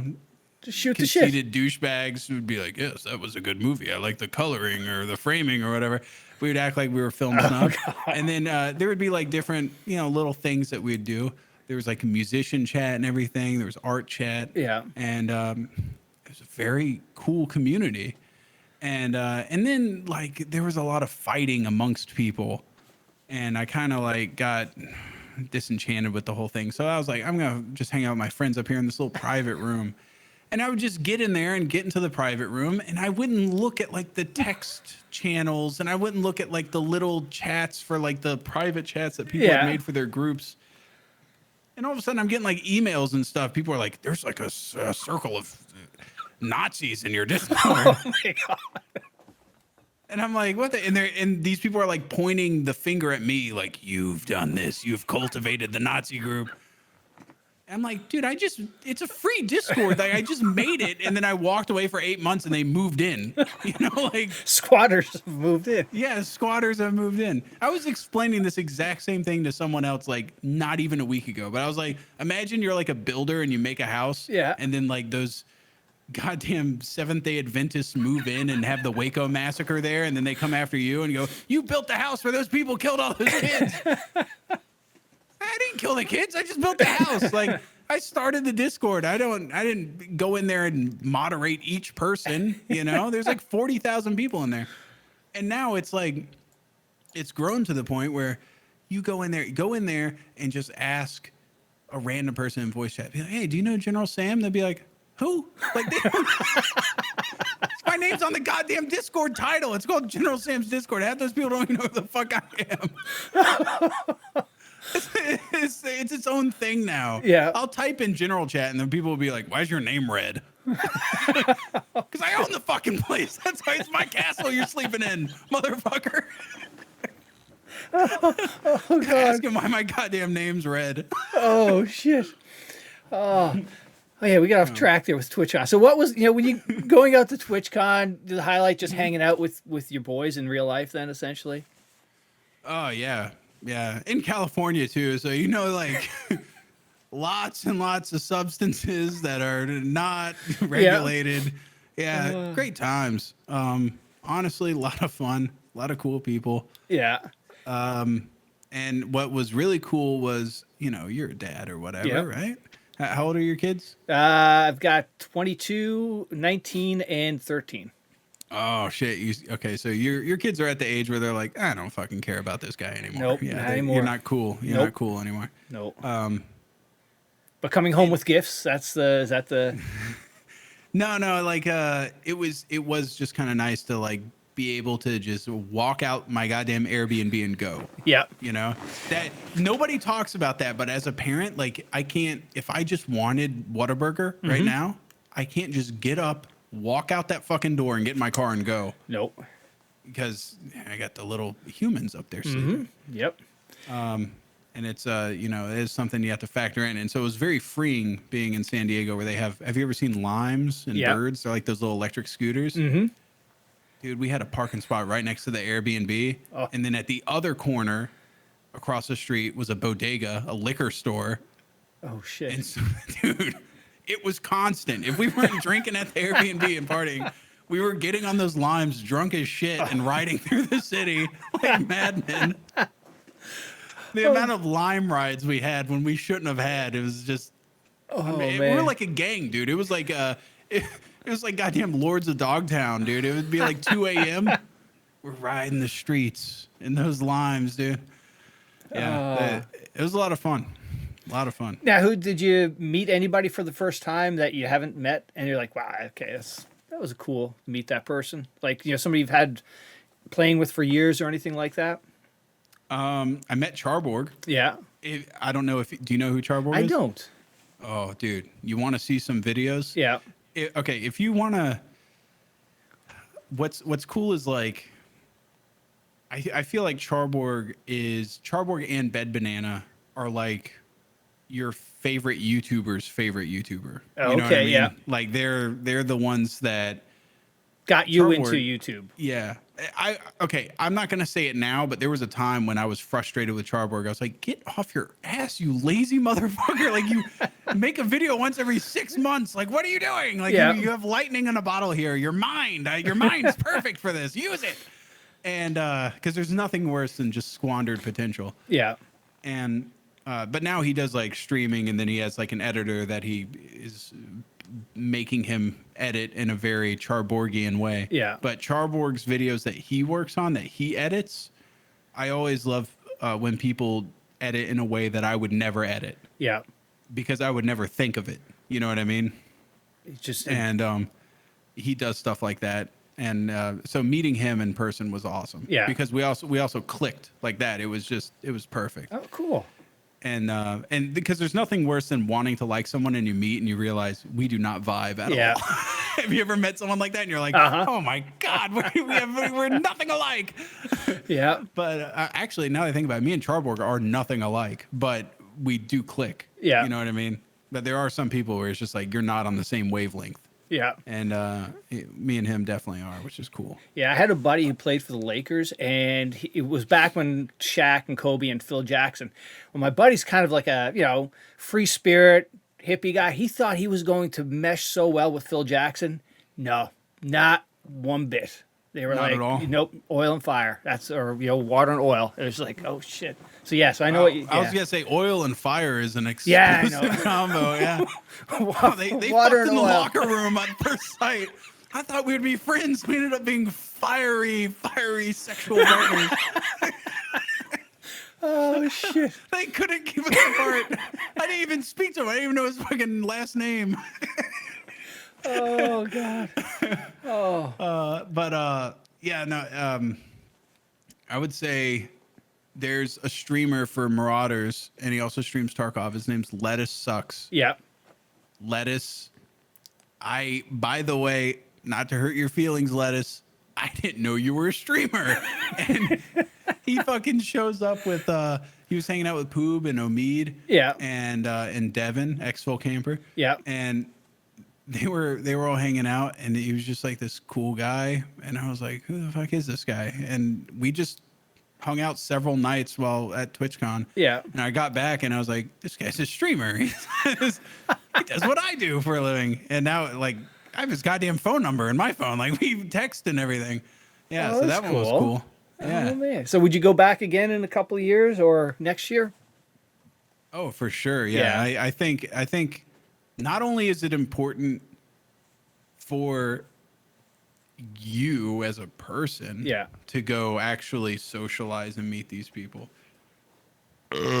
but it is also, wow, did you hear that? That was fine. Yeah. What was didn't- that noise? I think it was one of these guys. Absolutely. Yeah. It was her, actually. But it's also like, I think it's good networking. Yeah. Yeah. It's which is an important part of the job. I've become very insulated within my little group Yeah. because we're working on so many projects together. Like the D&D thing, like we're constantly scheming on stuff and how to make it, because we do everything. We do the music, we do the art, we do the every Oh, you bit do of the it. music too? We do all of it. Oh, that's cool. None of it is done. We do all the editing. Yeah. We do all the art, all the animation. We've each gotten a goddamn MIDI keyboard. We've each gotten After Effects. We've each gotten like FL Studio, and then I've started doing like pixel art and stuff like Oh, that. Like shit. we are just doing as wild as possible. Yeah. Like what is at first the theme of it was going to be. Do you remember that movie Superbad? Yeah. When they find what's the fat kid's name again? Nah, I forget- Josh.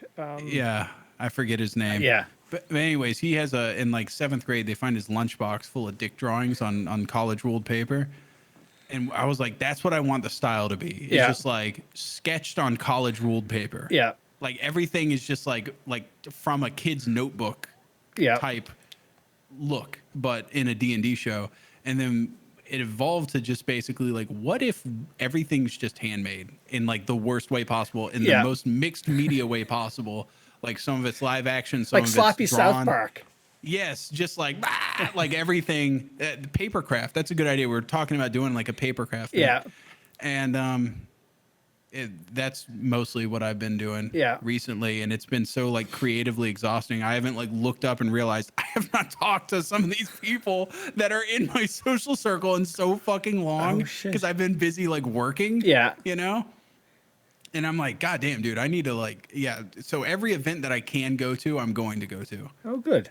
Yeah, as long as, you know, I call around and see my friends are going to it, because I don't want to be stuck at TwitchCon actually going to the panels. You'll be up on a panel. Horrific. Yeah, that'd be horrible.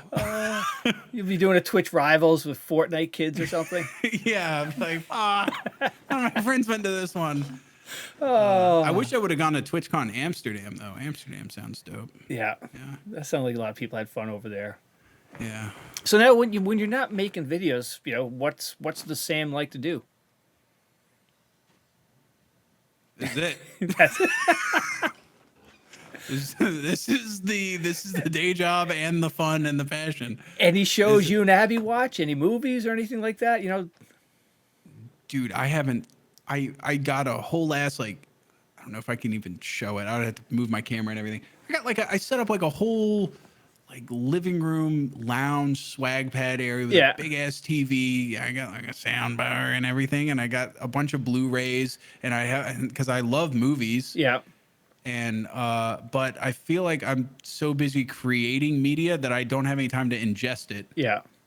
And my friend Bryan was making fun of me because I was like, dude, I like sat down and binged watched some Better Call Saul. Yeah.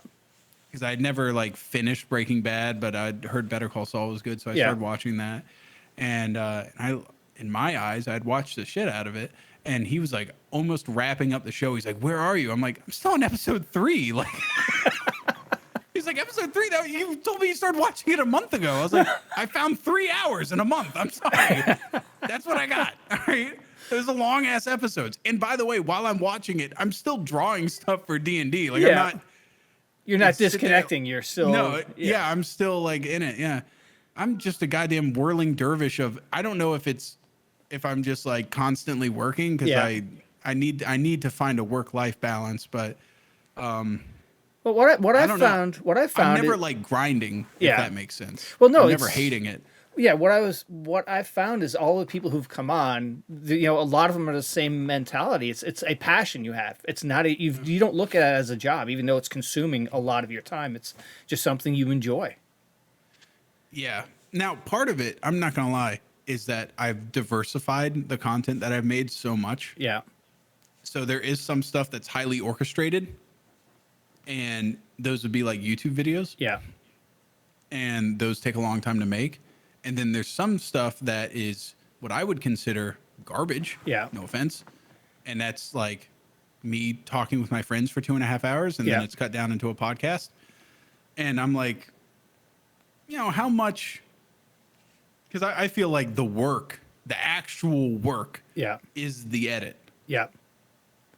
This, I don't consider work. I think we're just having a pleasant conversation. Right. Now, for the viewer, they'll be like, "Oh, that's great and everything," but I don't consider this work. I'm just like being a goddamn human being right now. Right, having a conversation. Yes. Yeah. And so I split my time up by doing podcasts like this. Yeah. This is, I think, fun. But if I did this all day, I would get burnt out. Right. But I do this, then I do editing. Yep. And then I do like artsy stuff where I'm like, you know, I'm doing like a live action paper doll. Yeah. So I have like little boots that I put on my fingers, and I'm like walking them in front of a green screen. Yeah. And I'm like trying to make all this different shit for this D&D thing.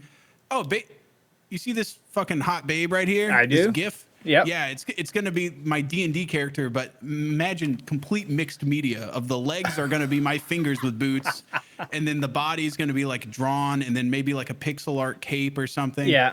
I'm going to figure out a way to do it, but like that stuff's so very different from other stuff. Now, here's where we're going to get dark. Okay. We're going to dive into the psyche of someone like Pestily. Yeah. How does he not get burnt out streaming every goddamn day. But he's doing IRL stuff now with his neighbor, and he's filming himself doing the chairs, jumping out of an airplane, being water skied in a streamer chair. Okay, rewind. Yeah, 8 months ago, before you did any of that. yeah. How close was that guy, do you think, to like stuffing a pistol in his mouth? There's no way he could sit there and stream that much. Like those people that just sit down and go like, I'm streaming like all day, and then they send off their stuff to editors. Like you're dedicating so much a percentage of your time to doing the same thing. Yeah. It's like at some point, no offense to the people that do that. Like I just am not built that way. I would almost rather be like an assembly line guy at a Ford factory that's just putting the same bolt on a car for 8 hours a day. Well, like that's what I don't. That's where I think a lot of the people who are stuck maining a game. It's got to be so hard, especially when the game takes a downturn, or you get tired of playing the game. You have no outlet. Yeah. That's the scary part for I think a lot of people who've left whatever career they have and they're trying to make a go at this. Yeah, that's why you don't, I guess, make your career a game. Yeah. I think Pestily's realized that too. That's why he's doing the IRL stuff. Yeah, it seems like a lot of people have branched out to do IRL stuff. You've got like Red Ops going golfing. You've got other people just doing outside stuff, which is good for, I'm sure, from a mental health standpoint too. And it's cool to just see the Twitch people trying to interact with normal people in public. Yeah. It's like you get to see what the animal sees in a zoo, from the camera view. All these like normal people, like, what the fuck? This guy's got a backpack with a camera and everything on it. What the hell? He's like IRL streaming. This is very strange. I've always wanted to do like a fishing stream, where I go get like a full rig and we just go on a fishing boat, have it all set up with cameras and mics. Yeah. And we go, I know nothing about fishing. I don't fish. I think it would be cool to, what we should do? We should go up to the vast northern Canadian iciness and we should go ice fishing and do a stream up there. Is there any internet up there? Satellite. Yes. We could bring up a satellite phone and it'd be cold, man. 6 feet of ice. That's why I make blankets. We go out there with a Swiss Army knife, cut a little hole in the ice. Yeah, That seems like riveting for like 5 minutes. We'd probably have a quick turnover of people going in and out of the stream. Clearly. But admit it, you have never gotten on Twitch and just been like, oh, I guess these guys are ice fishing. And it's just a streamed view of like two guys sitting around a hole. Yeah. And just nothing, no buildings in sight, just out in the middle of the goddamn ice. Yeah, they took their like little Chevette car out, drove it onto the ice, and You see spiderweb cracks from the camera going towards the guys. Oh, well, Sam, thank you so much for doing this, dude. We're not done yet. Okay. We end it when we're going another 48 minutes. Dude, let's go. I have nothing. I got nothing else. But before you go though, it's at the end of the stream, I ask people, or a pod, I ask people to call out somebody in your circle who you think has a good story that should come on. Should come on this show? Should come on the podcast and share their story. Have you had Sturdecki on? No, I have not. No, that guy's he's got kind of a funny. You have to pry into it. Okay, all right, I'll dig into it. From what I gather, I don't know him really well. I've tried to get close to him. He's prickly, dude. He's hard to get a read on. I need you to suggest somebody that you have this connection to. That hey, Sam called you out. You got to come on the pod. I can't go after a stranger. That, but I know he's not a complete stranger. Okay, I've met him in person. I've played with him several times. All right, he's just a goddamn enigma. Oh. And that's why it's important for you to do a deep dive. Try to get the blood out of the stone. Yeah, I get the feeling he was like born in a cult or something and then like escaped it. And now he lives in like Mexico City. Oh, shit. Because he's like, you don't have to be very successful on Twitch to live in Mexico, So there's a backstory. Yeah, there's a backstory. Yeah. Absolutely. He's got some shit going on. And he's pretty cool because like what's funny is he's one of those guys that just goes all in on like the worst ideas. No offense, Turdek, if you're watching this. I think it's hilarious and I love you. You do you. But like a game will come out like Star Wars Squadrons, you know? yeah. Just based off the title, I know that ain't gonna go fucking nowhere. Like Yeah. that's a game that people are gonna play for like 12 hours and then never play again. And when that came out, the dude made a cardboard like TIE fighter in his living room. And he with a full ass outfit, and he streamed from the inside of this cardboard spaceship that he made around his desk. Oh my God. And then like Marauders was like doing some big event, and Oh, he made like a box or something. Yeah, Yes, he I made saw that. Like a escape he made pod like or a something. tube. Yeah, a pod. Yeah, and there was some other one that he did too. Where I remember there was a game called Lost Oasis. Yeah, Last Oasis. That was people played it for like 12 minutes. Like there was no, like, it was not. He was like he went all in on it and was just a one-man clan. Oh my God. And like he was like, I have 1,000 hours in this game. I'm like, you're the only person on. Like there's nobody else on. He finds things to sweat on and just goes all in. And I'm like, what the fuck, dude? Shit. Yeah. Okay, cool. All right, we'll get him on. Oh, two things. So where did General Sam come from? What, why General Sam? You remember Age of Empires? Yeah. Remember that game? Yeah. Well, you could name your guy, your like campaign or whatever. Yeah. And me and my dad would play against each other. And so my name was General Sam because I was like, man, what's the name of the guy that leads the army? It's the general. That's the general, yeah. And I thought that was such a cool name. And then like my videos started taking off, and I was like, that's the dumbest fucking name.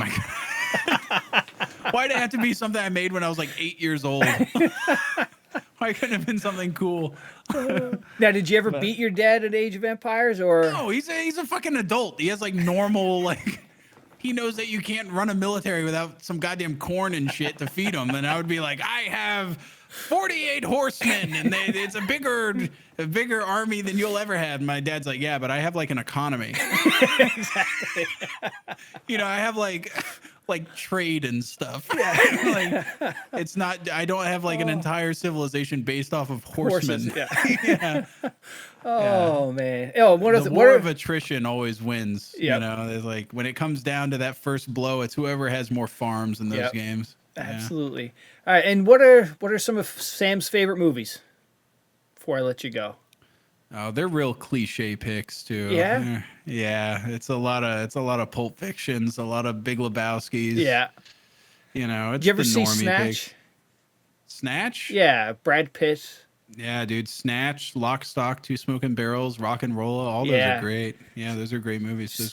Have you seen that picture of Guy Ritchie leaving the hotel with Madonna when he was married to her? No. Or he was dating her, and she has this bitch is crazy. She has a plastic bag in her hand. Yeah. And inside the plastic bag, it's completely see-through, and inside of it is a strap-on dildo. Oh my God. And I'm like, okay, first of all, this isn't some boy toy. This guy's a goddamn acclaimed director at this point.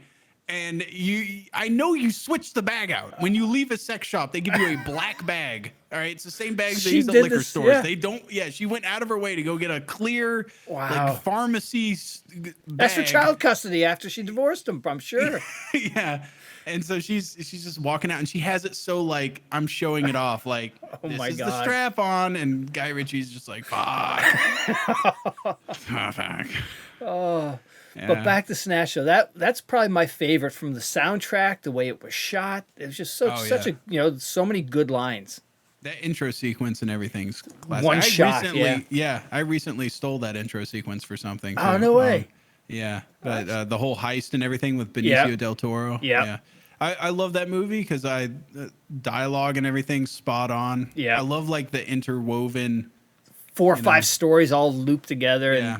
That very Tarantino-esque kind of storytelling. The 3 guys, the black guys, just like who's the driver and he can't drive, it's like. Yeah, he can't drive at all. He's just a big fat guy. Yeah. Got like some 500-pound dude. Squatting this little Jetta. Driver. Yeah. Oh, yeah. Some great lines. That movie's great. I recently watched Being John Malkovich, which I thought was pretty damn good. Yeah. In fact, actually, what movie did I rewatch that I was just absolutely loving? And now I can't think of it. God damn. it was just like, it was like a banger. And then I was like, you know what? I'm going to give that another go. Yeah. And I watched it a second time. And it was equally good. It was like one of those movies from when I was a kid. Not And now I Jimmy can't Cotta. remember- No, it was not Jim Cotta. Oh, it was Blade Runner, the first Blade Runner. With Harrison Ford. That Yeah, one? Harrison Ford. Yeah, I watched that. And then I watched it like again, like 6 months later. Yeah. It fucking bangs, dude. I love that movie. Okay. And then Blade Runner 2049, I've just been kind of like watching that in segments. Yeah. I love those movies, dude. Those movies rock. Yeah. People shit on Blade Runner 2049. Dave Bautista and the opening scene where he's like farming the little centipedes or whatever for protein. Yeah. I love that scene. Just the sound of that heavy motherfucker walking across the floor. It's like a off-grade house, his house. And just him just like dum, dum, dum, like lumbering across the floor. That scene's badass. I don't know. I love those movies. Yeah. But I got really normie dude movie picks. Yeah. If you keep asking, you'll be like, oh wow, you like Shawshank Redemption? Okay. Saving Private Ryan. Okay. Now, okay, how about from a comedic standpoint? You know, what ones stick out for you from that standpoint? I don't watch a lot of comedy movies. Really? Yeah, no, I can't stand them. Oh, no way. No, I think they suck. Oh, shoot. Yeah, the whole time I'm watching them, I'm like, this fucking blows. I'm not like a big comedy movie guy. Like something like Spaceballs that is over the top? Nah. No? Yeah, no, Rick Moranis and stuff. No, I'm not big on it. Oh, shit. Yeah. I mean, like, I'll watch it. And, Yeah. I mean, I have watched it, and I'm like, oh, it's kind of funny. But Yeah. I'm not like I'm not big on it, which is hilarious because, like, Poob, he watches every dog shit comedy that comes All out. those stupid ass comedies. Yeah. Like, I'm like, do you have no self-respect? Like, watching every goddamn Adam Sandler movie that comes out. oh, man. I'm not going to waste my time watching that shit. Now, there's some movies that I think I love movies that are, I guess, like black comedies. Yeah. Once again, cliche pick, American Psycho is fucking hilarious to me. It's a cliche pick, but that's a good movie, man. That's a good movie. Oh, awesome. All right, my friend. Well, hey, thank you for doing the pod. I appreciate it. It was awesome meeting you, dude. It was awesome meeting you, too. Yeah. All right, take it easy. All right, you too.